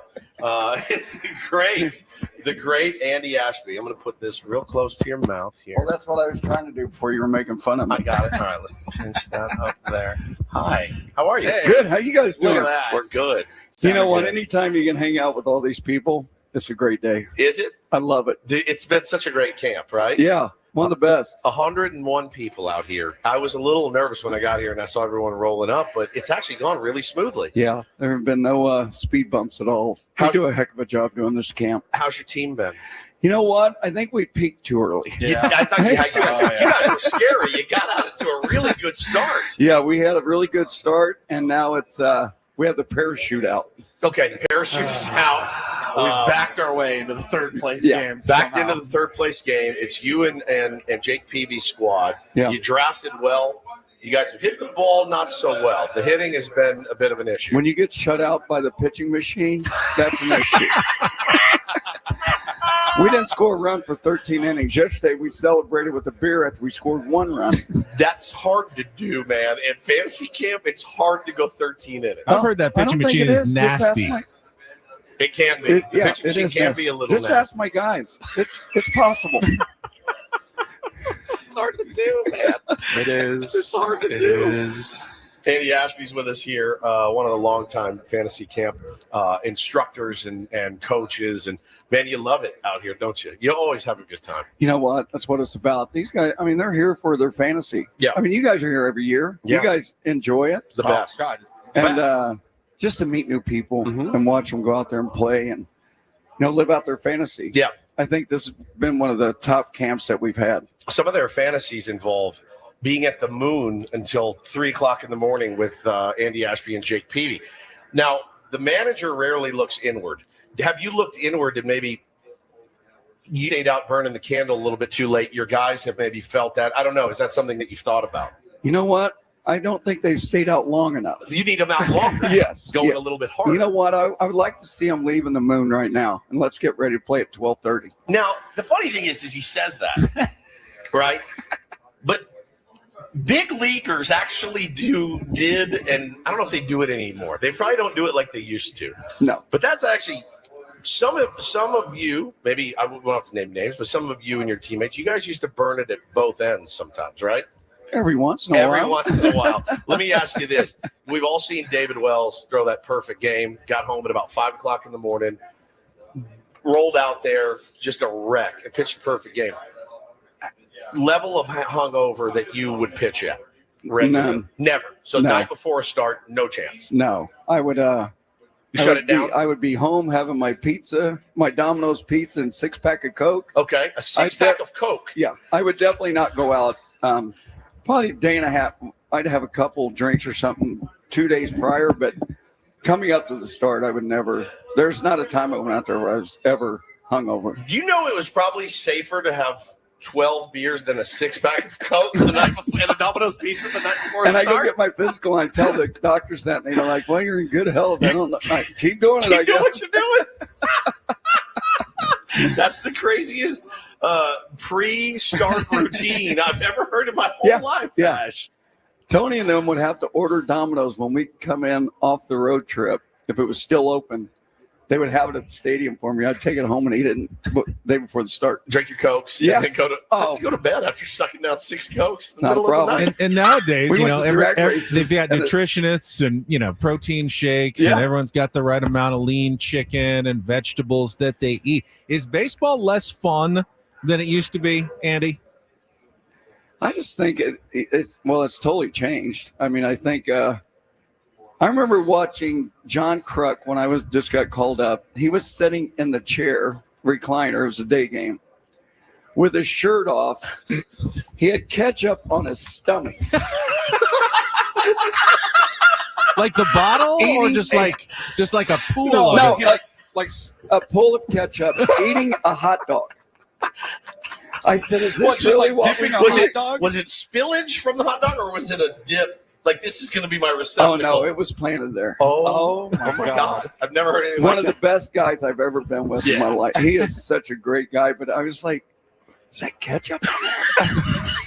Yeah, it was ketchup. But yeah, I definitely wouldn't fit the criteria of the diet these days now. It's just totally changed. How about Ash? How about the pitchers now? Right? I mean, everybody's got 97 in the bag. You know, if you don't have 96, 97 in the bag, you better study, get your CPA, right? Because you're probably not going to make it in the league these days. But you know, we've had pitchers on. They talk about it. Maybe the art of pitching has gone away a little bit. What would you change if you were kind of, you know, running a pitching staff right now? What would you teach them? You know what? I think I would just go back to the old school. Pitch inside. Yeah. Get the guy off the plate. But now there's so much analytics like spin rate and velocity and all that. But I don't know if that makes them throw harder. Because if you don't throw 98, it's like, oh, no big deal. Yeah. You know, but I think I would just go back to old school and get ahead, throw strikes. The velocity will be there, but I want to see consistent strikes. Yeah, consistent strikes. And know that you know where you're going to throw the baseball. Yeah. Not just rearing back and letting it which eat. they get by with it because you throw 100 miles an hour. Yeah, for sure. I mean, you think about, you know, me and B-Law and then watching Glavin and them, they could put it anywhere they want. Yeah. And they threw 90 max, you know? Yeah, Hall of Famers too. Yeah. Yeah. 300-game winners. Yeah, exactly. Yeah. So I think it just go back to old school and get rid of all these numbers. You can't get rid of all of them, but you need some of them, right? Well, every once I think I'd get rid of all of them. Just get rid of them. That's why Ashby is my favorite out here, man. He just does not care. Because these guys are worrying about their spin rate and everything. How about the spin rate when you give up four-seamer right down the middle and he hits it 500 feet? Sure. What was the spin rate on that? Yeah, you know? Fair enough. So I get it. I've got a question for all Benny? three of you because I haven't heard you mention about it. But what's the worst injury we've seen at camp so far? Has anyone been taken out? Usually with the kind of We had campers one that yesterday. get, yeah. Well, we had a guy in left field yesterday decided to let the ball hit him right off the face, Oh no! right off the lip. So I tell the trainer, I said, that ball hit him in the face. No, it hit him. It was on his arm. I said, dude, the ball went 30 yards away from it. Hit him right in the lip. A fly ball. Fly ball. Went to catch it. Missed it. No leather either. Maybe a sunball, maybe. No, not No, that 'cause the angle. sun's coming from that not from way. that angle. Yeah. So then he comes in. He has blood all over his hand. His lip's bleeding. And he's leading off the inning. He gets up there and smacks a double. Yeah. With blood all over. Yeah. They were waiting for the batter. We're like, hey, who's up? Who's up? And we're like, oh, he's up. Hey, are you good? Are you good?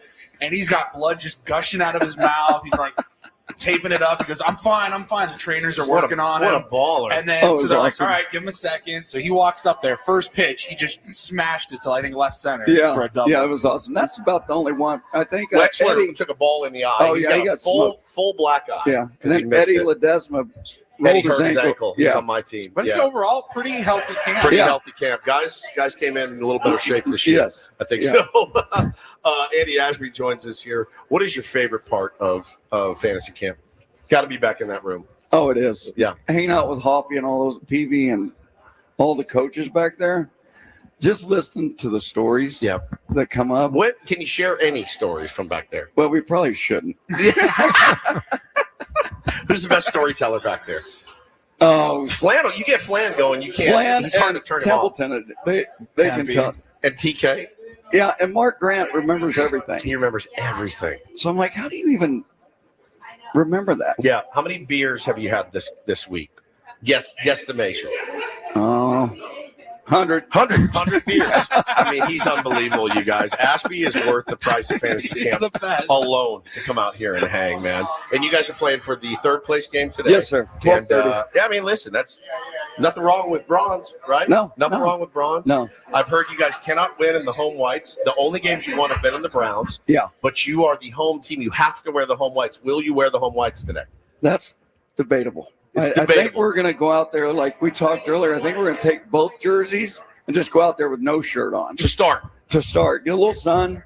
There's nothing wrong with brown on. You can play brown on brown. Yeah. It's not going to hurt anybody. What are we going to do? Get crossed up somewhere? Yeah, get crossed up. Exactly. Exactly. Ash, thank you for your time as always. And thank you for always giving like 1,000% out here at Fantasy Camp. You guys, thanks for having me. And it's great seeing you guys, man. It's love incredible. you guys. Love you guys too, do buddy. a hell of a job on Thanks this so radio much, show. Ash. All right, Thank let's you see very you. much. Bye-bye. The great Andy Ashby. I love it. All guests on Better Woods appear on the David P. Shapiro fan hotline. David P. Shapiro, criminal defense attorneys helping good people regain control of their future when charged with a crime since 2010. Visit davidpshapirolaw.com. I will never get the image of John Kruk dipping a hot dog into a pool of ketchup on his stomach. On his belly. On his belly. Just squirted like hot dog or pour, I guess back in the day, maybe poured a Heinz bottle onto his stomach and just started dipping the hot dog into the ketchup straight from his stomach.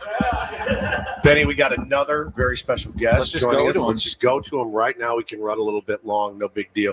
The great Terry Kennedy is here. My skipper last year did trade me. I'm still the only trade in fantasy camp history, but we've mended fences and hugged it out when we got here. How you doing, TK? Doing good, except for this usual stuff I get here with my voice. So it messes with me too. I feel like I got a cold, but I don't. It's the dry air. Where do you live now? I live here. Oh, you live here? I shouldn't get it. It's the scream. I think it's the screaming at my team that does it. And you guys are playing for what place today? Oh, I don't know. 1, 2, fourth. Playing for fourth. Yeah. Fifth. Yeah. You're in the okay. And that's probably not how you drew it up when you came out here. No, but this is the best team I've had. We won 3 in a row here. One more would be nice. I mean, I just didn't want to play the earliest game. We didn't either, actually. We've been in that game the last couple of years. Yeah. You and me, TK. Yep. So Andy Ashby just told us a story about John Kruk and how he walked in. I think Ashby said he was a rookie, and Kruk was sitting on a recliner, shirtless, and dipping a hot dog into a pool of ketchup that he had put on his naked belly. Now, all right, you should see TK's face right now. So he had the belly was a receptacle for the ketchup, and he would dip the hot dog. This is before a day game, by the way. Now, you've been around the game your entire life. You've managed, you've coached, you've played.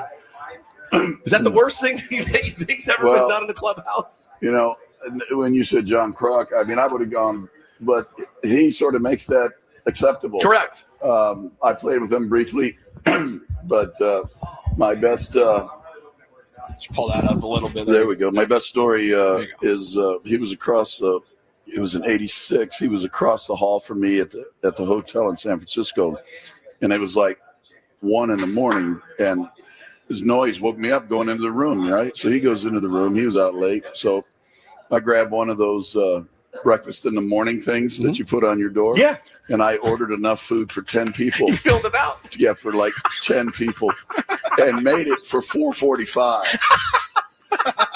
So I set my alarm. I didn't want to miss it. I set my alarm, and the guy bangs on the door. Room service. He goes, I didn't order any room service, with a lot of expletives in there. Yeah. And he goes, yes, sir. And he opens the door. He goes, I didn't order. And he closes the door. The guy leaves. He comes back. He goes, yes, sir. I verified it's your room. He goes, get out of here. Finally, he says, okay, let me have it. Okay, I'll take it.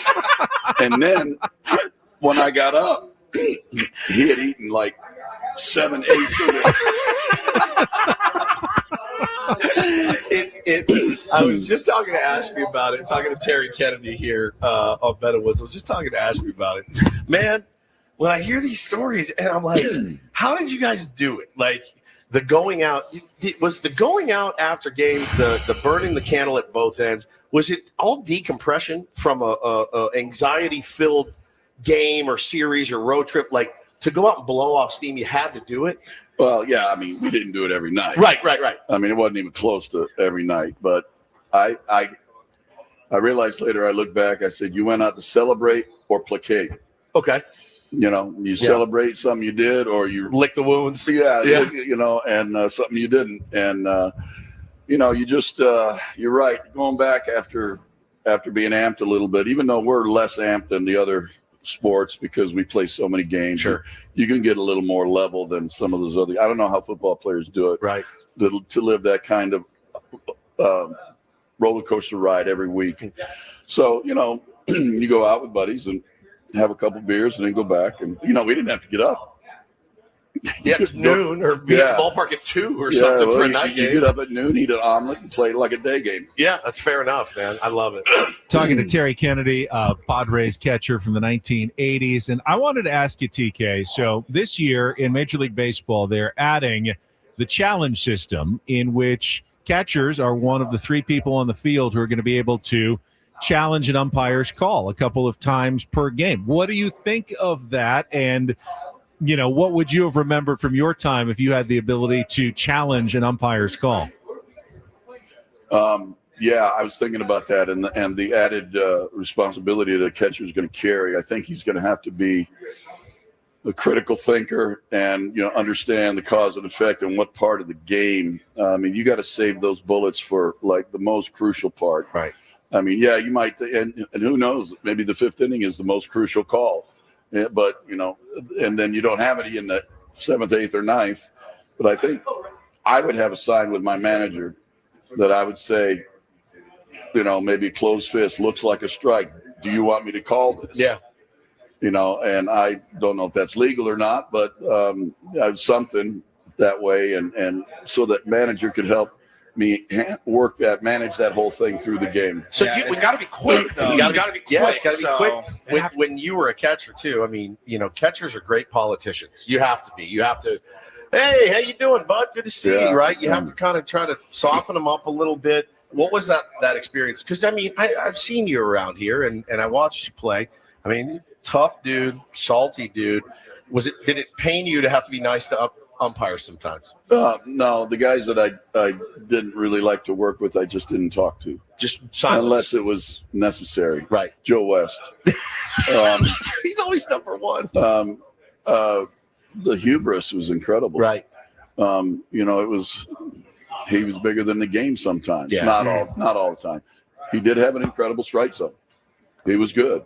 Was he good? And that was the problem. Oh, he knew it. He knew it. Oh God, that's so I didn't bother. I liked the strike zone, and he was honest and good for both sides. So we'll just leave it at that. But there was other guys that I really liked and talked, and but I also didn't want to do too much because they had a job to do, and I didn't want to go away from what I had to do. I would say hello to the hitters if I knew them. Yeah.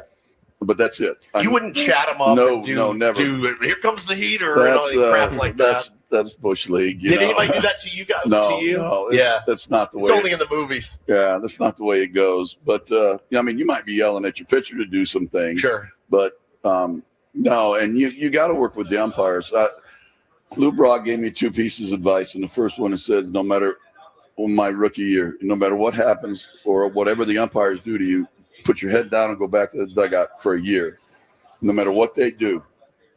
Because back then they were testing rookies. Wow. And if you were a problem child, you had a problem the rest of the time. That's unbelievable. Yeah. So for a full year, they're going to see if you stick. Yeah. And how your attitude is. Yeah. I mean, if they call one that's close or, it's a ball to you, but it's a strike to them and they're checking you, strike 3. Just turn around and go back. That's incredible advice. What advice? I'm a coach. There's a lot of coaches that listen.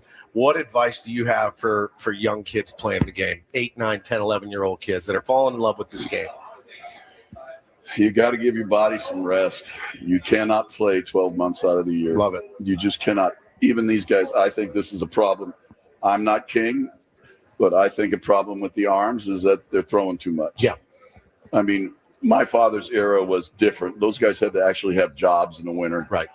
And but even when I was playing, those you took like October, November, and half of December off, and then you started playing some catch and stuff. And if you had a problem, it healed up. Yeah. And I just think you got to let your body rest and try to play cross sports as much as you can. Yeah. Yeah, because it'll give you a rest in one area, but it also will take care of the rest of your body. You're playing soccer, you're playing lacrosse, or you're playing football, whatever. Just do it, and listen to your body. Though, even as a little guy, I mean, I got that when I was growing. I got that thing in my knees, man. I could barely move because I was growing so much. And that happens to kids, and it hurts. It's funny, and that's the literal advice that I've heard from every single former big leaguer on the planet. Says, your Play kids less. play less. You don't need to play year-round baseball to make it. And in fact, it's probably detrimental to you. So when the dads on the little league are like, no, we got to do this and that. Every single big leaguer I've ever talked to is like, play as many sports as you can and don't throw year-round. I mean, it's right there. I got a really bad case of mono sophomore year in college. I mean, closed throat. Yeah, kissing disease, by the way. I didn't play. I wasn't that big back then, but I didn't play that summer. And then I was All-American. And then after my junior year, no, I didn't play either summer in college. Wow. I played a little bit in Alaska for a couple weeks, but then I went back home. But that didn't cost me anything. Yeah, that's amazing. It's amazing. Yeah, if you're good, you'll be good. Well, I don't know what the perception of that would be now. Kennedy doesn't care or something, because somebody will always brand you, label you. But I think it just helped me to gather and get stronger and rest. And I love it. Great advice from a great dude. Before you go, storyteller. TK, just a little blast from the past in our chat. We got a YouTube stream. We got hundreds of listeners. Yokel says, my uncle Jim coached Terry Kennedy at St. Mary's High School in Phoenix, Arizona. Tell him Jim Sanford says hello. Very small world nowadays. Oh, yes. Coach Sanford was a great guy. I see him occasionally here, but not very often because he lives on the other side, this side of the valley. But, he was great. He was good to me when I was not a very mature person in high school. And so he tolerated me, but I played the outfield for him. I didn't catch in high school. He was great to me. He was very good for me, too. That's awesome, man. TK, thanks so much for your time. I'll let you get back to your team and back to the room. But always such a great storyteller, always so full of wisdom. The great Terry Kennedy. Thank you, buddy. All right. Good luck, guys, today. Thank you, sir. Thanks, Great stuff from Padres Fantasy Camp. We're going to take a timeout. When we come back, though, we will play a little Take on Woods. We need a contestant if you'd like to try to qualify for the trip to Las Vegas to see Sammy Hagar, you versus Woods in our trivia contest, music, TV, or movies, your choice. 833-288-0973. Dial now. 833-288-0973. We'll play our game coming up next with Padres Fantasy Camp continuing with Ben and Woods on San Diego's #1 sports station, 97.3 The Fan. Gambling problem? Call 1-800-GAMBLER. GEGE 000-466. For a full list of games and rules, played at 7 Mile Casino. Visit 7milecasino.com. Another chance for us to extol the virtues of 7 Mile Casino. If you're a card player, if you're a serious card player, it's the place you should be going. They take great care of the high-limit players. They've always spreading good no-limit Texas Hold'em games, or if you're looking for a higher limit of California-style blackjack, they know how to take care of their good players at 7 Mile Casino with great dealers, comfortable chairs, great food options while you're in there, and just an inviting atmosphere for anybody who likes to play cards, Woods. That's exactly right. Smoke-free environment and the proximity to downtown, fantastic. Just 7 minutes away. California-style blackjack, Texas Hold'em, Pai Gow Poker, and Baccarat. They cater to the card player there. They cater to the high-limit card player there as well. Again, I'd say it all the time. Make it a priority to get down there in 2026. You will be so glad that you did. Make sure you spend time at DeSammy's inside of 7 Mile Casino as well. They've got the great regular menu with the pizzas and the pastas and the salads, plus the 24/7 players menu. You won't find it at any other Sammy's, but it is fantastic, including the Kung Pao chicken, the best variety I've ever had, right there inside of Sammy's at 7 Mile, 24/7. Check it out today. 7 Mile Casino, just 7 minutes from downtown.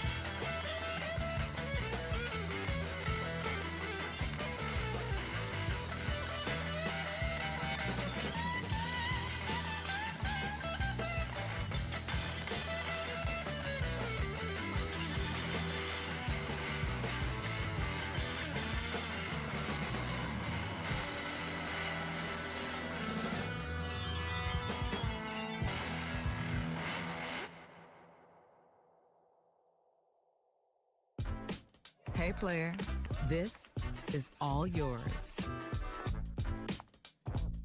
This room with this view. This speakeasy with this cocktail. Hey, could you make that too? The spa with this. Ah. And this pool on this roof. This is all for you. The all-new Hamul Casino Resort, now open.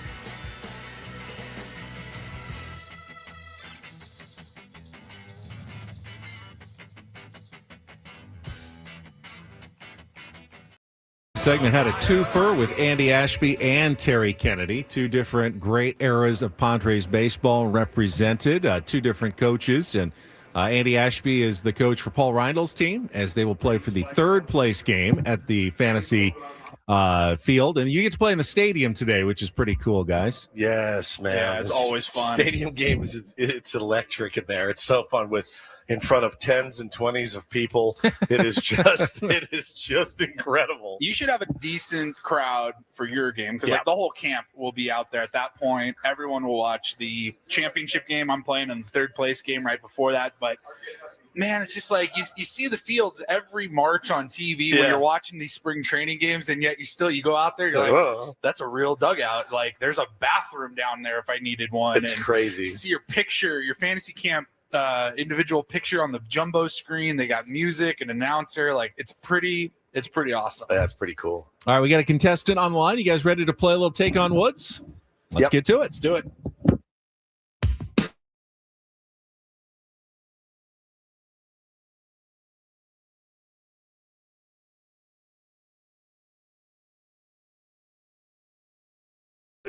Take on Woods brought to you by Bay Alarm, security and fire alarms for every business. We got you, and we got Joe on the line this morning, ready to play our game. Hello, Joe. Good morning. Good morning. All right, we've got Woods has left the premises, so he doesn't hear this part of the game. You've got TV, movies, and music, your three category choices, and if you can beat or tie Woods, you will qualify for our grand prize drawing trip to Las Vegas to see Sammy Hagar at Dolby Live at Park MGM with a 2-night stay at Park MGM Las Vegas and a $100 gas card. Get your tickets for Sammy's residency at Ticketmaster.com. Here are your category choices today. For TV, we have Not on the Map, 5 TV shows set in fictional American towns. For movies, we have Lost and Finding. We have 5 movie titles that include either the word lost or the word finding. And our new music category today is On Your Feet, 5 song titles that all include some sort of footwear. So On the Map, Not on the Map for TV, Lost and Finding for movies, or On Your Feet for music. What would you like to play, Joe? Let's try the TV, Not on the Map. All right, Not on the Map. Today we are looking again for 5 TV shows set in a fictional American town. I'll give you a little description of the show, including the town. You just have to name that TV show. You'll have 60 seconds to answer as many of the 5 questions as you can. Again, you go first. Woods goes second. If you beat or tie him, we'll put you into the grand prize drawing. As easy as that. You ready to play, Joe? Yeah, let's do it. All right, let's put 60 seconds on the clock. Adam, Joe, your time's going to begin when I start reading the first question. And if you don't know any of them, you can say pass. We'll come back to it if there's time left on the clock. Again, the category in TV, not on the map. Good luck, Joe. Let's take on Woods. Which long-running CBS show centered on a crime-solving mystery novelist from Cabot Cove, Maine? Murder, She Wrote? Correct. Kier is the name of the fictitious company town that is home to Lumen Industries, in which Apple TV series that debuted in 2022. Severance. Correct. For 63 years, Port Charles, New York has served as the home base for which iconic ABC daytime soap opera?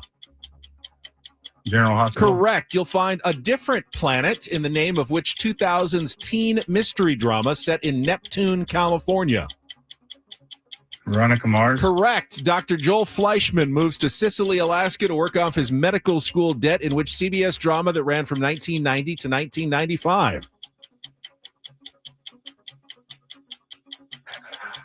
You got me on that one. Ooh, you got the first four so quickly. That's your last one. Dr. Joel Fleischman moves to Sicily, Alaska to work off his medical school debt in which CBS drama that ran from Northern Exposure. Oh, he got it in the last second. Very nicely done. Joe, you cannot be beaten. You have qualified for the trip to Las Vegas. Congratulations. Adam, we'll get your information. Let's just bring Woods back and see if he knows his TV as well as Joe knows his TV today. I think, is that our first TV category since we changed the game? I think it is. I think you might be right. It might be, Yeah. but very impressive walking over performance right now. by Joe. All right, Woods will return and put his headset on. All right. Joe's score is locked in. Woods, I will just tell you, it is a TV category today. I think our first one. Oh, man. It's been terrible at these. Go ahead. All right, here we go. 60 seconds on the clock, Adam. Your time begins when Paul plays the music. Good luck, Woods. Let's take on Joe. Which long-running CBS show centered on a crime-solving mystery novelist from Cabot Cove, Maine? Was that Murder, She Wrote? Correct. Kier is the name of the fictitious company town that is home to Lumen Industries, in which Apple TV series that debuted in 2022. Pass. For 63 years, Port Charles, New York has served as the home base for which iconic ABC daytime soap opera? Say the name of the town again. Port Charles, New York. 63 years. As the world turns. Incorrect. You'll find a different planet. A different planet in the name of which 2000's teen mystery drama set in Neptune, California. What?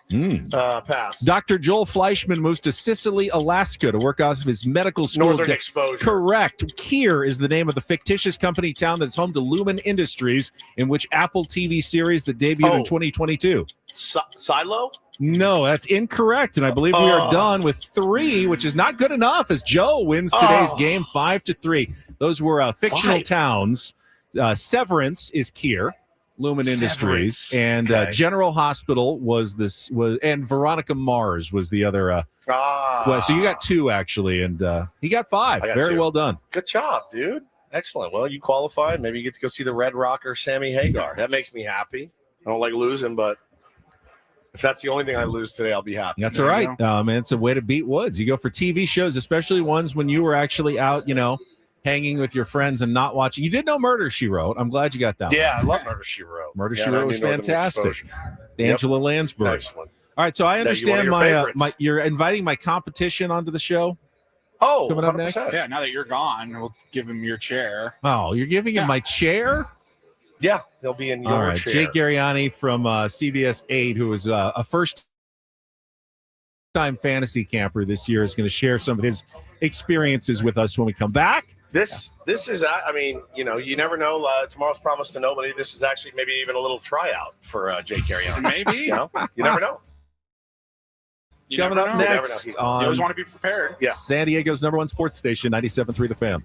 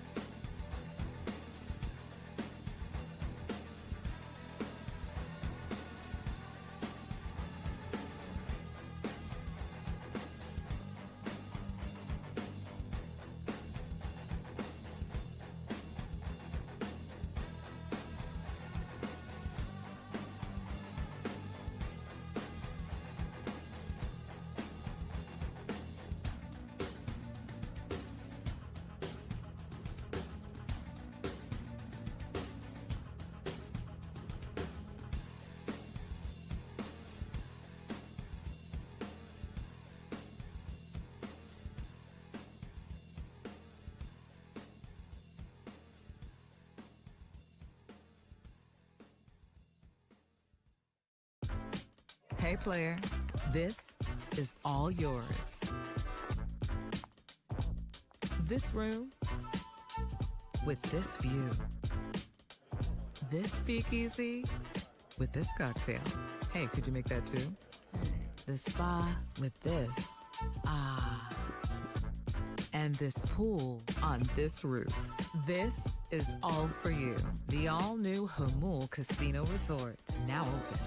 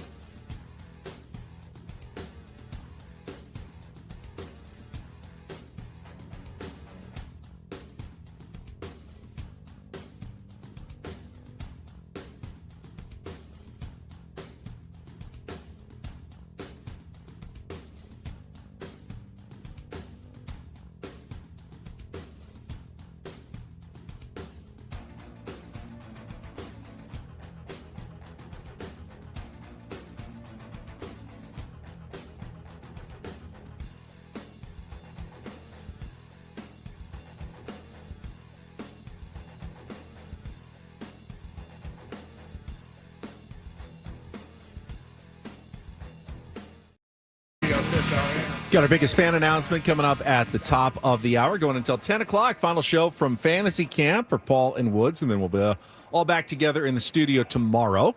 My TV competitor, Jake Geriani, going to join us here. First, let's check traffic on 97.3 The Fan. From the 855 Get Ross Traffic Center, protecting San Diego after accidents or injury, here's Kelly Danick. Traffic is sponsored by Valvoline Instant Oil Change. Well, guys, hate to say it, but with the colder weather, we're going to be seeing more of these. Encampment fire reported southbound 5, right before Washington Street over the right shoulder. Another one, East 54 at Highland, smoke visible from that right shoulder. Any reports of a crash on northbound 15 near Friars Road. Looks like this one may be blocking middle lanes. New year, new goals. Start with your car at Valvoline Instant Oil Change. A fast oil change and essential maintenance checks help keep you moving into the new year. Check it off your list. Visit SoCalOilChange.com.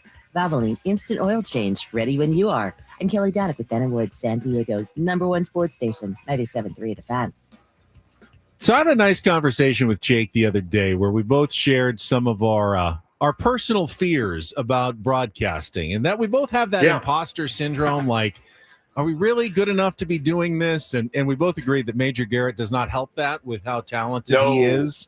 So I felt a compatriotism with Jake when we did that. Yeah, kinship, exactly, with Jake. Special kinship. Jake, welcome to the program. Always good to have you. I appreciate you guys having me on. And to Ben's point, when you get up there, you see Major Garrett work in a room of 100 people, and he's got eye contact, he's got the hand movements, he's got the inflection.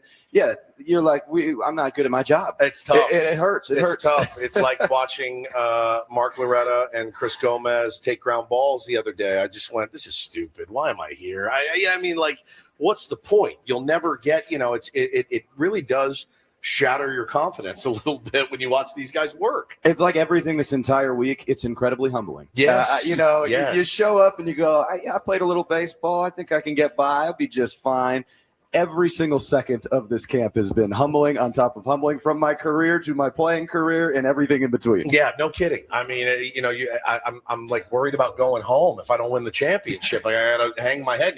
We're playing your team in the championship. You guys got a good team as well. How's it been though? Like overall experience? My lips are chapped. My voice is gone. My quad feels like it's popped. My left shoulder feels like it's going to fall out, and I'm having the best time of my life. It is amazing. I mean, everybody warned me. You guys talked about the camaraderie thing, and I cannot get over how impressive that is. You walk into that clubhouse, and instantly you've got 90, 100 new friends. Yeah. And the bonding, the experiences, the moon, whatever you want to talk about, you come together over a common love of baseball. And then you really figure out that it's about the people. And I've heard everybody say it. I'm sure a million people have said it on the station. You come for that, and you come back to see the people again and to hang with the people again. It's been an experience I will never forget, one of the greatest experiences of my life. And I've been blessed to do a lot of really cool stuff in my career, and this is at the very top of that list. Yeah, so really Jake, is. I'm Mine curious too. because we've been lucky enough to be there kind of from the beginning. Paulie and Woods were at the first fantasy camp, have gone every year. There's been different TV guys who have come in, including your colleague John Howard, who lasted like 5 minutes before getting hurt. How does it work? Is there like a line? Do you get tapped on the shoulder and get the opportunity to come to fantasy camp? What was your story? Yeah, my story was the tap on the shoulder story. We were covering one of the Padres games that we had on CBS 8, and the great Bill Johnston, who's a friend of ours from back with the Chargers, came up and tapped me on the shoulder and said, "Hey, you want to go to fantasy camp?" And I said, "That's the silliest question I've ever heard. Of course, like, let's go right now." Yeah. And so they were kind enough to ask me. Not sure how they choose the people. I guess they look at who they think the most unathletic people in all of San Diego are, and then they go, "Jake's at the bottom of the list. We'll send him over there," just to prove that it's a difficult thing to do. So that is how I got here, and it's been just unbelievable, and I'm so grateful that they asked me to come here because, again, I'll never forget it. Yeah, it's been incredible. Your parents actually drove out Dude. yesterday. From where? Colorado. Drove 10 Whoa. hours out here on a whim, by the way. Like, I'm sitting here doing some work after all the great stuff, the music last night and editing, and I get a FaceTime from my mom, and she pops up on the camera, and I noticed the background from the restaurant we went to earlier. And I'm like, "What are you guys doing here?" Dude, they just like, "Yeah, we heard you were in the championship game." They called my wife. They drove 10 hours and just showed up here last night. So now they're coming in, and one of the things I was talking to the people who helped organize this, it would mean the world to me to bring my dad back here. And so for him to get to experience some of this and see what it's going to be like, it's so special. I am a little worried, though. The last time my parents saw me play, I was a decent ball player. 15 years ago. This is now going to be their new memory of my baseball career, and it ain't going to be pretty, folks. Well, I mean, I may be on the bump, so it might be okay for you. Can I ask a request of you? Sure. Just drill me. Just hit me. Just hit me, dude. I don't want to strike out. Just pump one right in the ribs for me. It's something that I struggle with is command. You're not going to get in my head. You're not going to get in my head, bro. All he knows. I mean, there's guys with bruises walking around here like, "Look what you did." I'm like, "I'm so sorry, He didn't man." hit me, Jake. I got in against him. He did not hit me.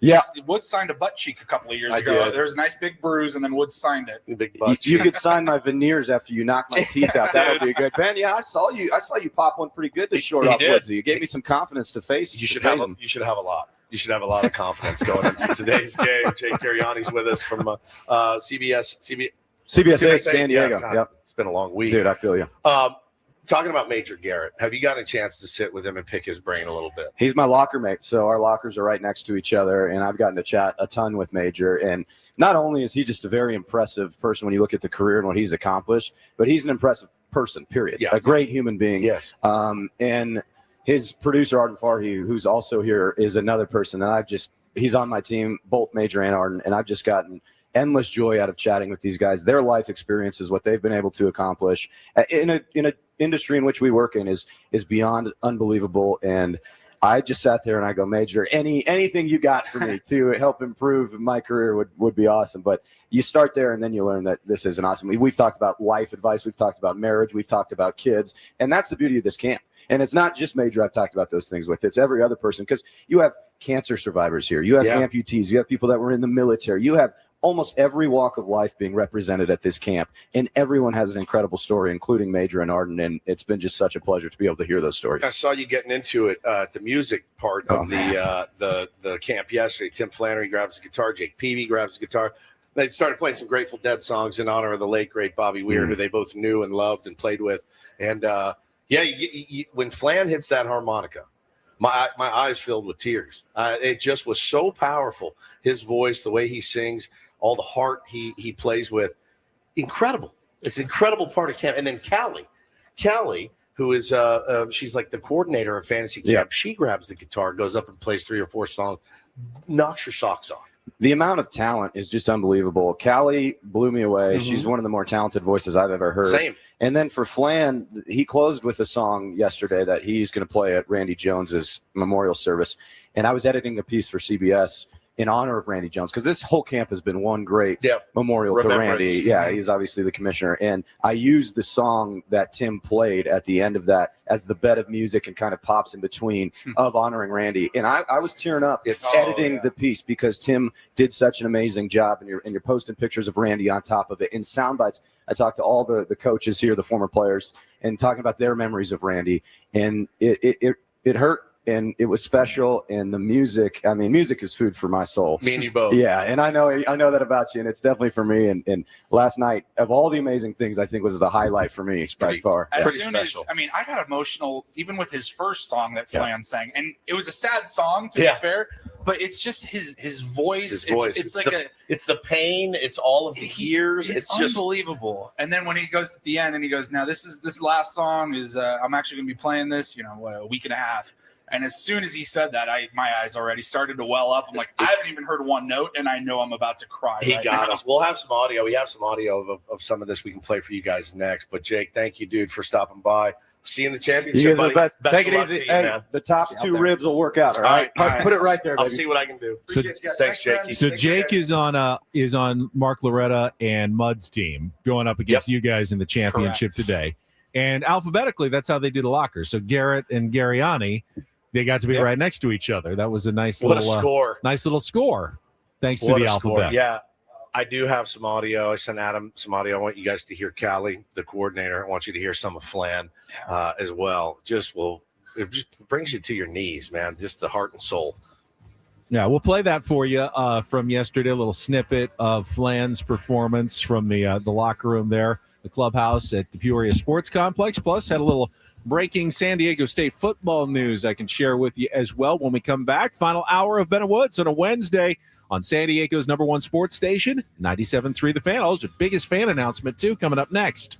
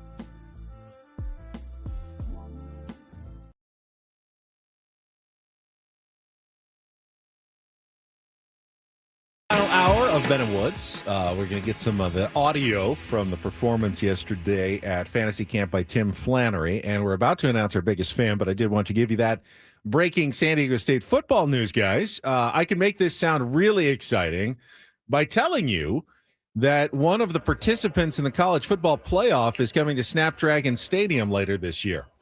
And then I can kind of diminish it a little bit when I tell you it's James Madison. Still a pretty good non-conference opponent. The school just announced that the James Madison Dukes will complete the Aztecs non-conference schedule with a game on September 19th at Snapdragon Stadium. So they will play Portland State, at UCLA, home against James Madison, and at Toledo in their 4 non-conference games this year. But, getting James Madison fresh off a playoff appearance is a pretty good matchup for Sean Lewis and San Diego State this coming season. Excellent. And Aztecs game tonight, right? Against Wyoming. Last trip ever to Laramie, Wyoming, when they will leave the Mountain West, and Brian Dutcher will say, never again are we going to make this trip to 7,000 plus feet of elevation, the highest elevation for any Division I college basketball school in the country. And it's been the site of a number of heartbreaking games for San Diego State over the years. They once lost when they were the number 5 ranked team in the country, going into Wyoming to play against that team. So they'll try to avoid the upset and improve to 6-0. That's a 5:00 tip-off tonight on CBS Sports Network. I know we're having some trouble with our YouTube stream videos. I think we're good now. Okay. Because I have not seen you in a second, but we will get that going for everybody. First, let's announce our biggest fan this morning. If you hear your name, you'll have 10 minutes to call us back at 833-288-0973 and qualify for our grand prize, the night in our Odyssey Suite at a Padres game with 20 tickets for you and your friends. All the fan staff catered by Spiro's Mediterranean Cuisine. And this morning's biggest fan is Lisa Krajian from San Diego. Lisa Krajian from San Diego. You're on the clock. You have 10 minutes to call us now at 833-288-0973, and everybody can register to become the biggest fan at 973thefansd.com/biggest fan. All right, I see you guys again. It was good to have Jake Geriani on the show, and you were talking about what happened yesterday, or two nights ago. Yesterday. It was yesterday. It was last night. Okay. Yep. The musical performance. I saw them setting up Jake Peavy and Tim Flannery playing for the fantasy camp That's crew. been a 3-year tradition now, I think. Flan and PV bust out the amplifier, bring their guitars out, and just jam for hour and a half. Yeah, it's pretty special, man. And everyone just kind of sits around and claps and watches, and it's powerful. It's really powerful. But yesterday was kicked off by the coordinator. She's the community impact coordinator for the San Diego Padres. She runs fantasy camp out here. She's incredible. Her name is Callie Ortega. And just listen to this rendition, Benny, and everybody out there, of Hotel California.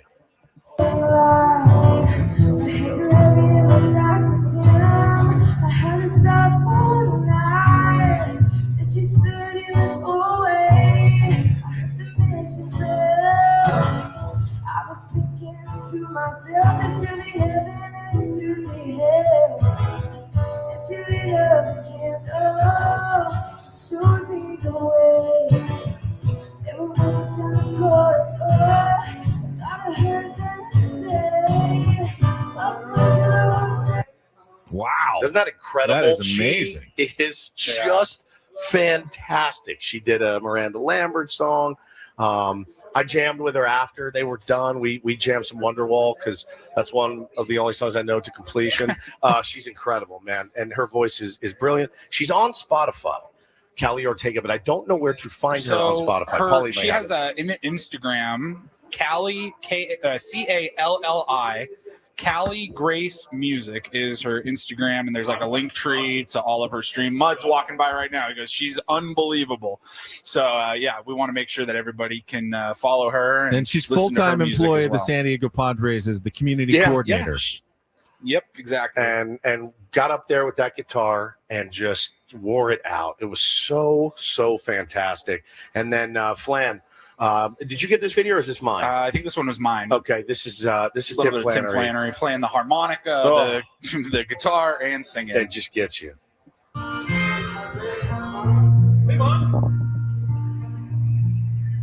Went back to the place it all started. And I gave up a lot of home runs.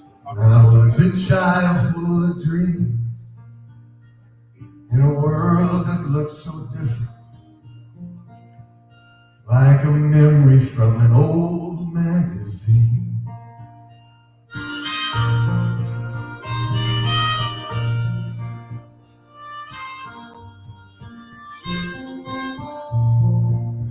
I grew up with so many questions, protected in a home of wrong and right. Through the years we learned to love one another, even when it'd be easier to fight.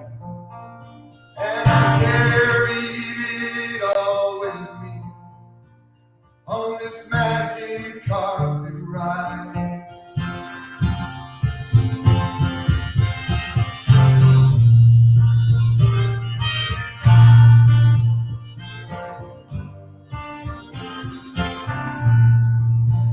Now the old schoolhouse is gone and forgotten.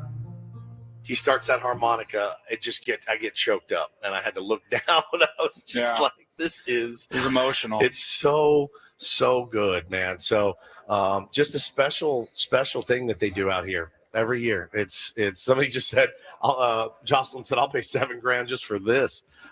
It's incredible. It's incredible. It's amazing how talented. You feel like. What's the old, put 10,000 hours into something and you can become elite at it. But most people don't have the 10,000 hours to put into both, baseball and music. But Flan somehow has become elite at both things. And it's pretty amazing what kind of an incredible guy that he is.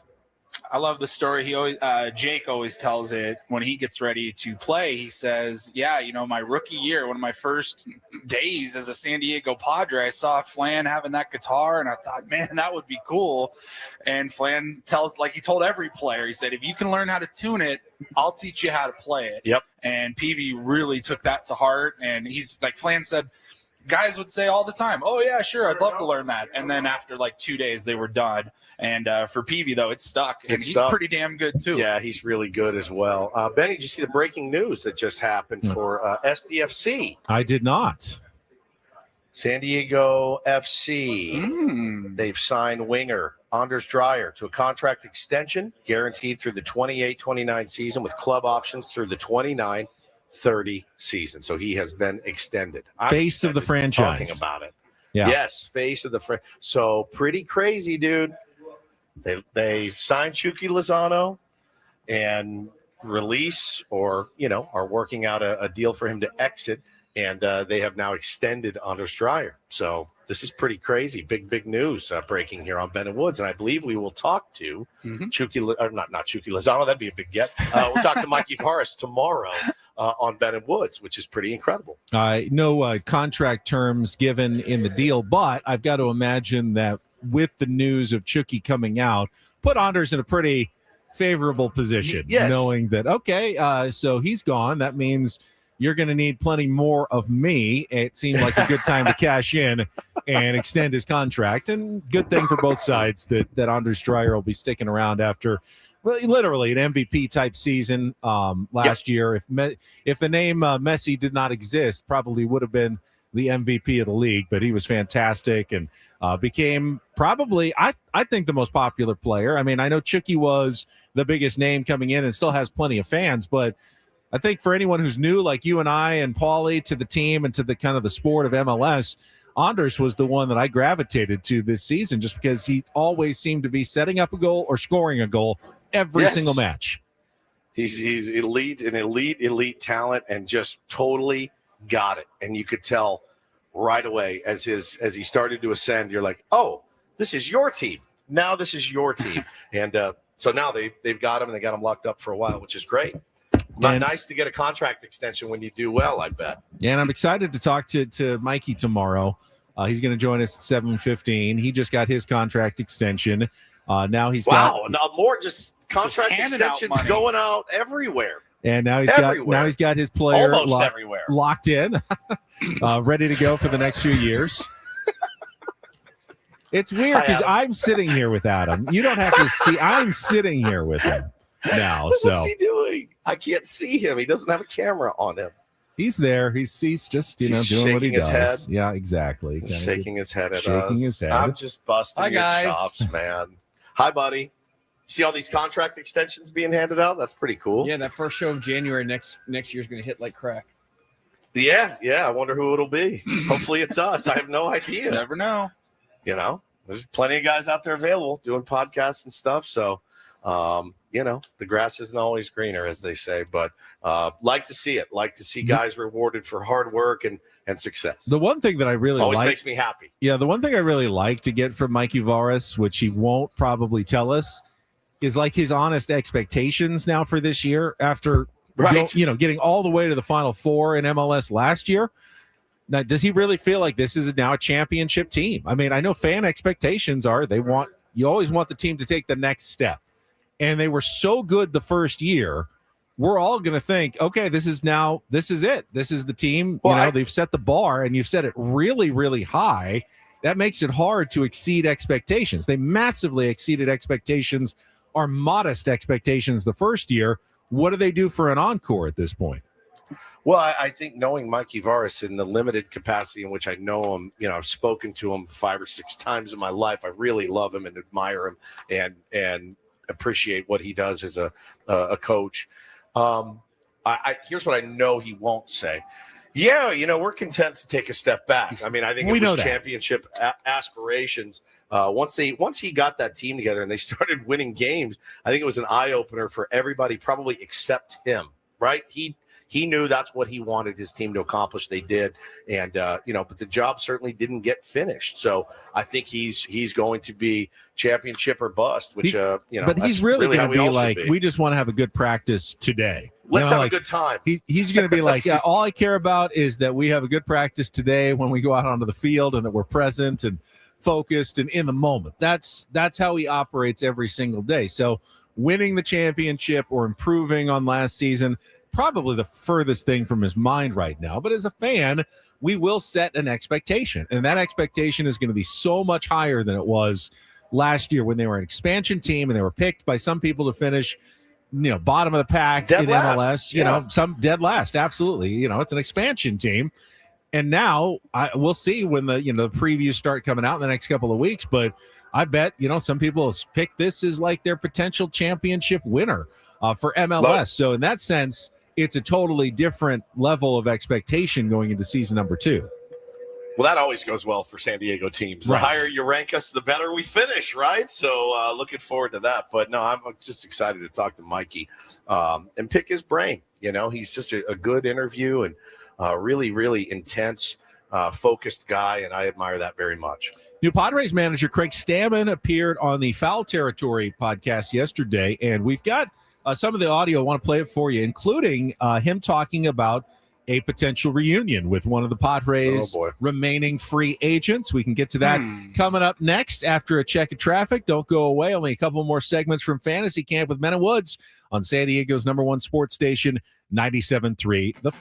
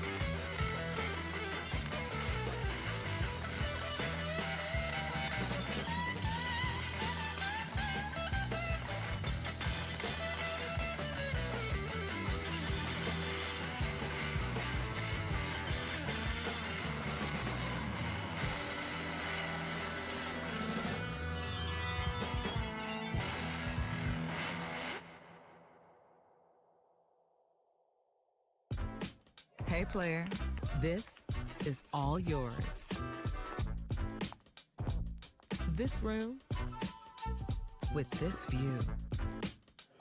This speakeasy with this cocktail. Hey, could you make that too? The spa with this. Ah. And this pool on this roof. This is all for you. The all-new Hamul Casino Resort, now open.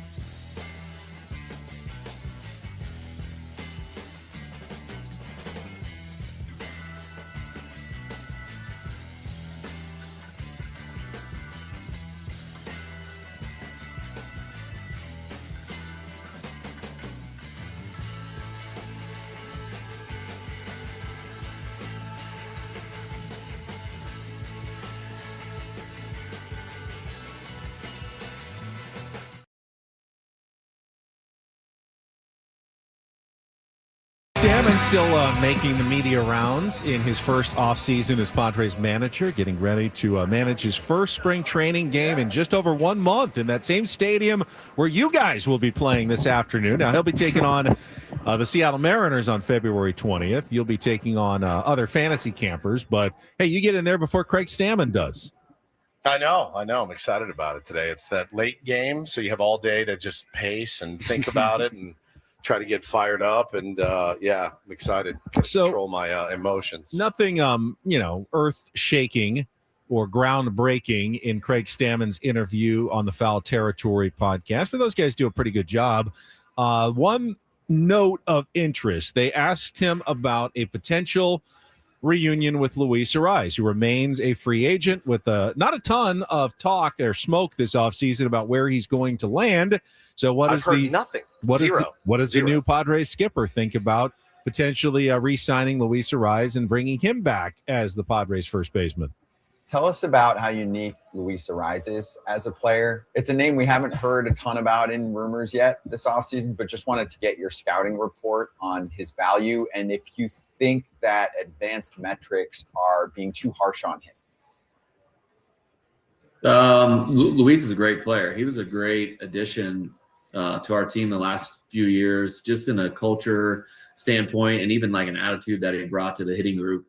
He was always working, one of the hardest workers on the team, and always caring about his craft. And he takes his craft serious, as we know. We've seen him play, and multiple season batting champ. He brings a unique skill set to the team, a skill set that not many players bring. Doesn't strike out, makes a lot of contact, not a ton of power, but honestly, the last few years there wasn't too many people I'd rather have up at the plate, 2-out situation, runner in scoring position, because he was going to put a good at bat on. You knew he was going to put the ball in play, and he just had a unique ability of just shooting a line drive over the shortstop and scoring that runner from second. So, RBI is kind of a stat that the analytics departments don't value as highly, especially 2-out RBIs. But I think that was his specialty, and he struggled a little bit with it at last year. But some of that was a little bit of bad luck, and some of that was just, the state of the seasons. We all have good seasons and bad seasons, good luck and bad luck. And, I think Luis is going to have a great season next year. He'll probably be right up there in the batting race and probably win another one here coming up shortly. So he'd be a good addition to our team. He'd be a good addition to, the rest of the teams too. He was great for us the last few years in San Diego. All right, so, he'd be a good addition back with the San Diego Padres. Is that just talk? Craig Stammen seems confident that Luis Ariz is going to have a better year than last year, which makes sense. He's 28. This is not probably the effects of like age and wear and tear. He said simply, guys have up and down seasons. He had a bit of a down season, but there's no reason with the track record that he's established that you wouldn't think he'd be right there for a batting title, potentially win a fourth one next year wherever he comes back. He's going to play somewhere, clearly. Someone's going to sign him. Sure. For what price tag, we don't know, but someone is going to sign him, and there's I think a better than reasonable chance that someone will end up being the San Diego Padres, especially if he's not getting the kind of offers he's looking for. I mean, the Padres offer him something that most teams can't. Not money, because the Padres clearly, can't go more than a lot of other teams, but they offer him familiarity. They offer him somewhere where he's already had some success, won that batting title 2 seasons ago, and they offer him, a starting job and the belief that he is a valuable player to their team. And I don't know that you can say that about all 30 front offices. Whatever Craig Stammen says, there are some front offices who probably don't have any interest in Luis Ariz whatsoever, no matter how many batting titles he wins. Yeah, I'm torn because I know the person, and the work ethic, the energy, the culture, all of that is A+. We talked to Logan White yesterday, Padre scout, came in and he was talking about how important makeup is, right? And this is for guys that they're scouting and want to bring into the organization, and makeup is a big part of what they're looking for. You don't have those questions with Luis Ariz. I think everybody can agree on that. The makeup of the player, the person, is A+. The performance last year, hey man, like how much of that is a symptom of the circumstance of where he was slotted? How much of that is a circumstance of who knows what's going on in some of these guys' personal lives? You just have no idea. That being said, Benny, if the price is right and the lineup spot is not in the top 5, I think, I think I would look at it. But other than that, man, like I would like to see somebody with a little bit of pop. I think somebody with a little bit of pop to play first base would entice me a little bit more, or excite me a little bit more, I should say. But I can't say with any certainty that he's not a great fit, playing for this team, bringing that culture to this team, that attitude, that energy that he plays with, that work ethic, hitting in the 7-hole would be pretty cool. No, let me ask you this. The reports were that the Padres pursued Nolan Arenado before he was traded to the Diamondbacks, who will pay him essentially $5.5 million each of the next 2 years, with the Cardinals picking up the rest. At $5.5 million a year for 2 years, who would you rather have, Nolan Arenado or Luis Arraez playing first base? Luis Arraez. I agree. I mean, I don't know that they'll sign him for that little. And I know Nolan Arenado's probably going to be a better defender, even though he's never really played first base. I just trust that. I bet he handles it. I feel like he's going to be very good over there if that was what the Padres did. But you've got an aging player versus a player in his prime. I feel like Luis Arraez is going to hit 330 next season, and that's going to bring some value. Even if he doesn't walk a ton, if he hits 330, he's going to have an on-base percentage that's probably pretty decent. 360, 370, yep. Won't be over 400, but it's certainly worthy. The only thing you can't have Luis Arraez do is hit 290, 285. Yeah, that's what he did last year, and that makes him a pretty rough guy in your lineup anywhere. Even in the 7th slot, that's not great. But if he's hitting 330, you absolutely have, any team should have a spot for Luis Arraez in their lineup, especially on a reasonable deal that's under $10 million somewhere. I agree. And a couple people in the chat weighed in on your poll there. Adam, you should do a Klug mini poll. Put that out, trademark Klug mini poll on Twitter. Arenado or Arraez for the same price. But again, I don't know that he's going to take $5.5 million. I just don't know. I don't know. And, Arenado, what did he hit last year? 12 home runs? Yep. OPS plus of like 86, 298 OBP. I mean, it's not like he's getting on base a ton either. Luis Arraez hit 8 home runs last year, and 4 less than Nolan Arenado. Correct. Correct. And neither of them are OBP machines right now. But, Luis Arraez, I think, has the higher ceiling at this point in his career than Nolan Arenado does. Yeah, you don't really feel like Nolan Arenado is going to bounce back and have another big year. You're hoping that he doesn't fall even further off the map if you're the Arizona Diamondbacks. You absolutely can believe, and I believe what Craig Stammen says, that Luis Arraez is going to have a better year next year than he did this last season. Yeah, I mean, I think that's a safe assumption. I really do. And, it's one of those guys, like if he could just zone in just a little bit, a hair, just zone in, take those walks that he was given many, many, many, many, many times. I think he's a different player entirely. More Craig Stammen. I thought it was kind of litigated already that Mason Miller was going to stay in the bullpen based on the comments he heard, but talking to Foul Territory, Craig Stammen kind of kept the door open for a potential move to the rotation for Mason Miller. Here's what he had to say. I'm not going to put a limit on what he can and can't do. I just know that he's the best in the entire world coming out of the bullpen. And when you're the best, it's hard to take somebody away from being the best at what they're already good at. And we're looking forward to putting him in the game, at the back end for us in San Diego, because he's going to be dominant just like he was when we traded for him last year. And, you got the picture of him, getting ready to pitch for the USA and WBC. I think DeRosa's pretty excited to have him too on that squad. But, we couldn't, if you're making a phone call down the bullpen saying get Mason Miller ready, that's a good phone call. All right. I mean, they're going to put a limit on him, but yeah, it definitely still sounds like the bullpen is where they want Mason Miller to be. Yeah, for sure. I think I agree 100%. And then finally, just a quick update. I mentioned I stopped by Cafe Odessos, saw Diane Musgrove yesterday. We had one more update on how Joe Musgrove is doing in his return from Tommy John surgery from Craig Stammen.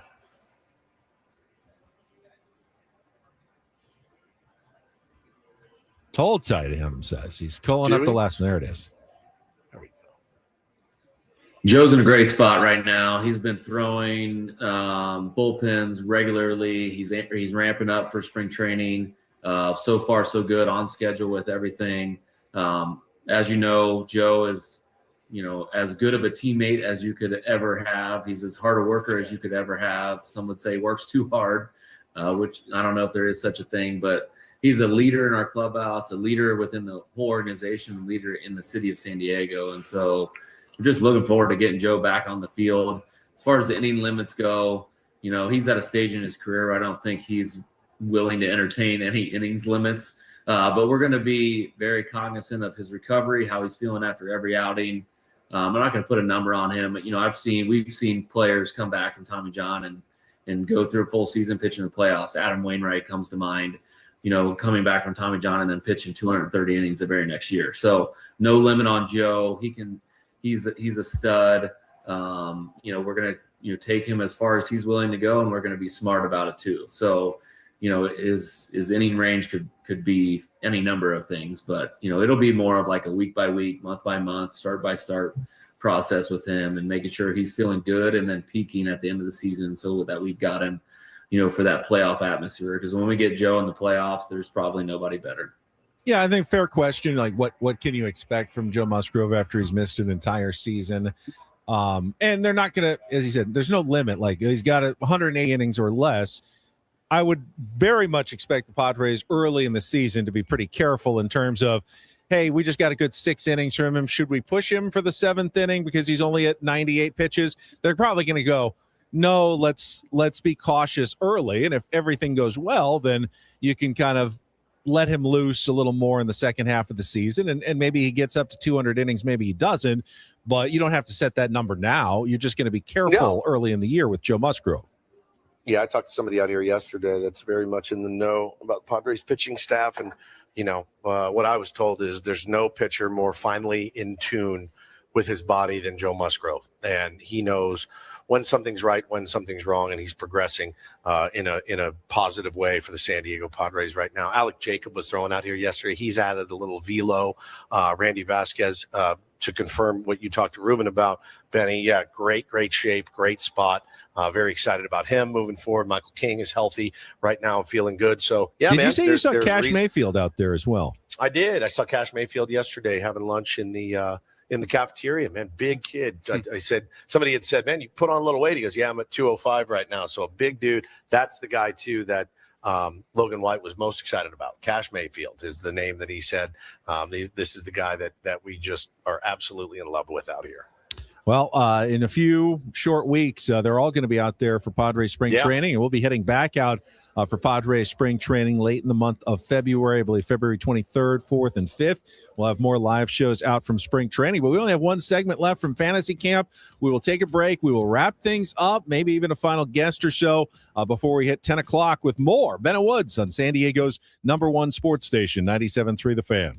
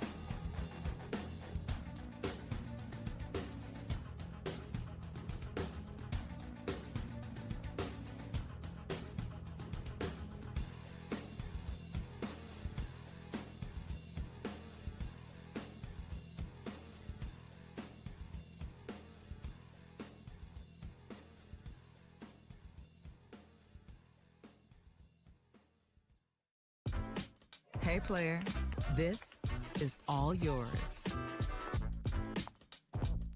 This room with this view. This speakeasy with this cocktail. Hey, could you make that too? The spa with this. Ah. And this pool on this roof. This is all for you. The all-new Hamul Casino Resort, now open.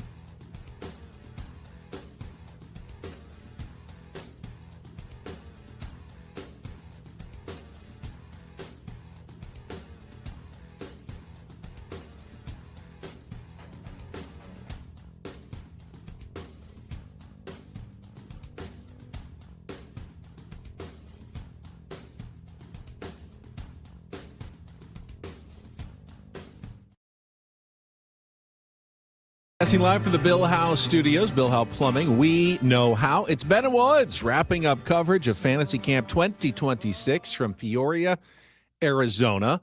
We're going to check traffic, and then when we come back, when we first talked to him at the start of the week last Friday morning, he was a wide-eyed Fantasy Camp rookie. Now he is a seasoned vet of one Fantasy Camp almost under his belt. Major Garrett going to give us some of his final thoughts from Fantasy Camp coming up next here on 97.3 The Fan. From the 855 Get Ross Traffic Center, protecting San Diego after accidents or injury, here's Kelly Danick. Well, the roads seem to be smoothing out pretty nicely, guys. Just a few things I need to mention here. One of them is this hit-and-run crash, eastbound 905 near Siempre Viva. It's in the center divide. Also on the Murray Ridge on-ramp to northbound 805, a collision. And westbound 52, right past Mass Boulevard, there's a collision involving a couple vehicles. Looks like you got lanes blocked there, so just watch out for a few brake lights making your way out of Santee. I'm Kelly Danick with Ben and Woods, San Diego's #1 sports station, 97.3 The Fan. You know, guys, I've seen a few people in our chat this week wondering, is there any way that these games could be like streamed so everyone could watch them on the internet? And I do think you're probably not figuring in how unexciting sometimes the games are as well. Yeah, that's a bad idea. Nobody wants straight up bad idea. I am as big of an egomaniac as there is, and I have no desire to have this broadcast anywhere. No. Okay? None whatsoever. Major, how are you, buddy? I am great. I will say this as an opener about Fantasy Camp. I really got in touch with my feelings because I'm feeling everything in my body from head to toe. Yeah. Seriously, it's an exhilarating and super great soreness and creakiness that I haven't experienced since I played hockey or baseball in San Diego as a kid, when you play a whole weekend of a tournament or something.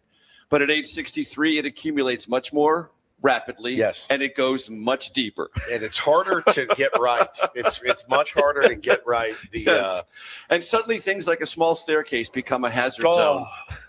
That staircase in our Airbnb is a mother, man, just creaking up. All eight of those stairs. All 8 of those stairs. It's like one, hold, two, so much groaning out here. Just constant groaning. But I know you've had the time of your life. I have. It exceeded my expectations in 1,000 different ways. And we were at dinner last night. He said, well, make sure you have some suggestions. And I'm like, I don't know how this could have been better. Yeah. I honestly don't. I just want more baseball. That's always my suggestion is more games. More I just want games, more I just want to baseball. play more. See, I think the main sentiment from the campers was they loved the extra instructional period Yeah, we yes. had, and they did that in place of a game. So, like, we didn't play every team; we played all but one. And Right. in place of that game, you got to do some station workouts, Maybe and everyone bang- did seem to like that. Bang Kangaroo Court and just have another game when we're doing Kangaroo Court. Yeah. But to your point, Paulie, the instruction, the time when you're standing at second base and Gary Templeton is explaining eyes, feet, hands. Yep. Mm-hmm. That's how baseball works. You see it, then your feet move, then your hands get in position, and you're like, oh, okay, there's the genius who just picked the lock to the game. Yep. Yeah, and they simplify that's- it. yeah, they they simplify simplify it, it. and They simplify we make it more difficult. And until you've gone out there and taken a fungo from Tim Flannery, Right. I mean, you just forget how hard it is to do. And it always gives me, going into the season, a newfound respect. One that I already have a great respect for big league ball players, Right. a great respect and admiration. It's more. I get more by coming out here going, how the F did these guys get through this? Right. I will leave here being an infinitely more forgiving baseball fan than I was Correct. before I arrived. Correct. Infinitely more Yeah. forgiving. Yeah. I mean, I don't go on social media and hassle players or anything like that. I never have, but I have cursed them out at home. Sure. I've said this and that. I just won't do that. Yeah. It's hard, right? I mean, It's hard. This is a hard game. It is. And now, another thing, and I wonder if this is part of the built-in design. I now understand that they are not cliches. When you say, I just try to put a good swing on the ball. Yes. That's all you're trying to do. Yeah. And sometimes you put a good swing on the ball and you hit it hard and it goes right to a glove and there's nothing you can do about it. That's right. And sometimes you nick it off the bat and it dribbles in front of the plate and you're on first. Yeah. Yeah. It's so true, man. I'm like, I get the cliches. They're meaningful. They're about a core truth. Yep. You try to put a good swing on the ball. You try to see the ball. You try to catch it, try to make the right throw. Get your feet underneath you. Have your balance. All those things are true. Yeah. Yeah. And that's all you're trying to do, play to play. Yeah, no question about it. Major, I know it's so hard, but can you say like your personal highlight of the week? Is there something that now stands out after the last 5 days? So if you are here, there are many great people that you get to interact with. And Jake Peavy was next to me as I played first base. He was the first base coach. And he came up after me in the inning, and he said he made a couple of really good plays, Major. But the one play that sort of the ball got past you because it was a tough throw, it was a tough hop, and you came in, you got the ball right at my feet, and you grunted to yourself. You were angry at yourself. He goes, it was a hard play to make, but what I heard from you was a competitive spirit that I really admired. Jake Peavy telling me boom that there's something about my competitive spirit that he admires will be a cherished moment for as long as I live. Yeah, no question. No question. It was just a play at first base that got through my legs, but Yeah. he said you were competitive about it. I had a moment 2 years ago, Peavy's first year. I was playing against his team in the stadium game, and I ended an inning with a strikeout, felt pretty good. And I'm walking off towards my dugout, and as Peavy's walking to his dugout, he cuts right in front of me and stops me, and he goes, Paulie, that was dirty, bro. And I go, I have made it. Right. I will see you guys later. I'm good. You told me I did a nice job on the round table, and I thought that was the highlight of my week, too. There you go, Apparently, there you we're go. all Yeah, just yeah, you take craving him where Jake you can get Peavy's him, man. approval. You take him where you can get him. Exactly. Yeah, getting that nod from Peeve is such a And the other thing I want to say, Mark Loretta has been absolutely phenomenal, encouraging me, teaching me infield. I'd never played first base ever in baseball. Yep. That's what I played here at Fantasy Camp, teaching me how to position my feet, how to get the backhanded short hop, all that sort of stuff, and encouraging and acknowledging, hey, that's something you didn't do yesterday. Yeah. You're improving. One quick stat I learned about Mark Loretta while I was here. I don't know if people understand this. There's one player in the history of Major League Baseball, one, who has played 200 or more regular season games at third base, shortstop, second base, and first base. That person's name is Mark Loretta. That's crazy. Wow. Isn't he second all time in hits behind Tony Gwynn for the Padres? Is that right? Career batting average 295. Yeah, career batting average. It's unbelievable. He's such a good player. I watched him take ground balls, and he's got it. I mean, he looks like he could go out and play But I mean, think tomorrow. about that. The difference between third base and first base is massive. Right. And Short and second are somewhat complementary. You're sort of in the same neighborhood geographically on the field and some of the things in the vibes. But third base, first, all four of them? Yeah. More than 200 regular season major league games? Yeah.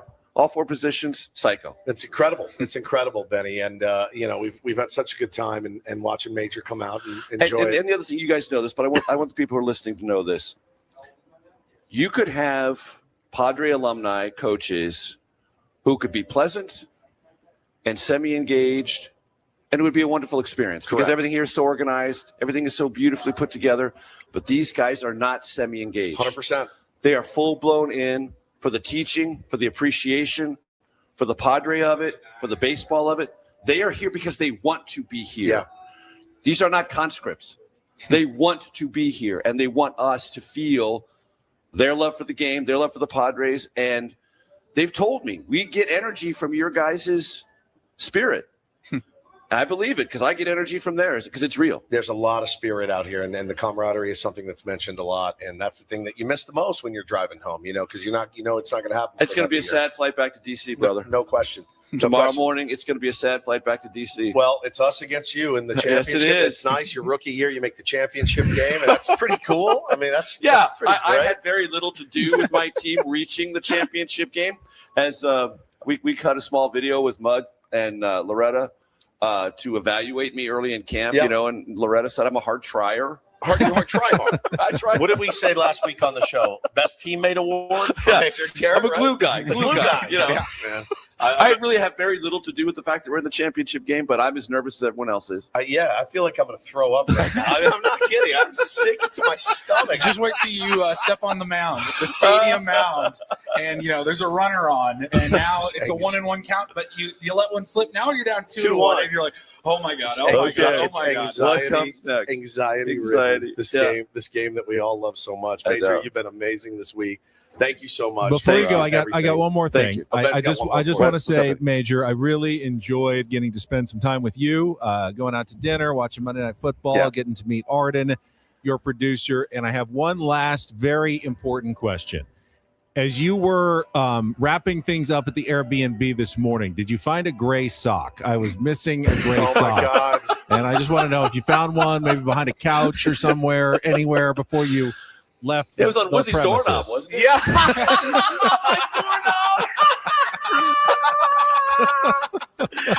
I told him. I texted him last night. I said, "Oh, I found it. I used it for something else." My doorknob. That means don't come in here. Unbelievable. Nobody's seen your sock, you cheapskate. Buy some other sock. It's a nice Costco I know dress what I'm sock. getting you for your I birthday wanted this it year. back. I just wanted to see if I could find it. And Ben, that ground ball to short off Woodsy, man, looks like a line driving the scorebook. That's baby. right. It all does. day long. It still feels like one, too, off the bat. I just can't believe I made contact. I'm proud of Well you. done. Well done. I give up a lot of contact, so nothing to be that excited about. Thank you, Major. We love Good you, luck, man. Major. Thank you so much. See you in the championship, buddy. That was fun. I mean, you don't live in a community of guys very often at our age anymore. It's like going back to college or something. It is. An entire house full of dudes for five days. Yeah, it was really, really fun. A great time. Benny, real quick. So I saw the golf season kicks off tomorrow. It's the Sony Open, right? In Hawaii, correct. In Hawaii. I saw that you signed up for Pick Dynasty. I made an account, yes. You made an account for Pick Dynasty. Are you going to play or aren't you? I decided against it. I can't do it. I can't pull the trigger. What do you mean on the is it the money? No, it's the stress. Because it's just $5 to start. It's just the stress of having to make the pick every week and not forgetting. Like you forgot one pick last year, and it seemed like it was devastating. And I just couldn't sign up for an entire year of like hanging over my head every single week. Like, did I make my pick yet? Did I make my pick yet? I know, but if you forget it, you're locked out and you pretty much feel like, well, I just wasted my entire reason for being because I didn't make that pick. I don't need that kind of stress in my life. So you're out. I'm out. You didn't even make one pick and you're already I haven't even out. started. No, I'm out. Out. I'll cheer for you though, again, as always. I guess you'll help me this year. I mean, this is insane to me. This is insane I couldn't do all it. because you don't want to make a pick. I couldn't do it.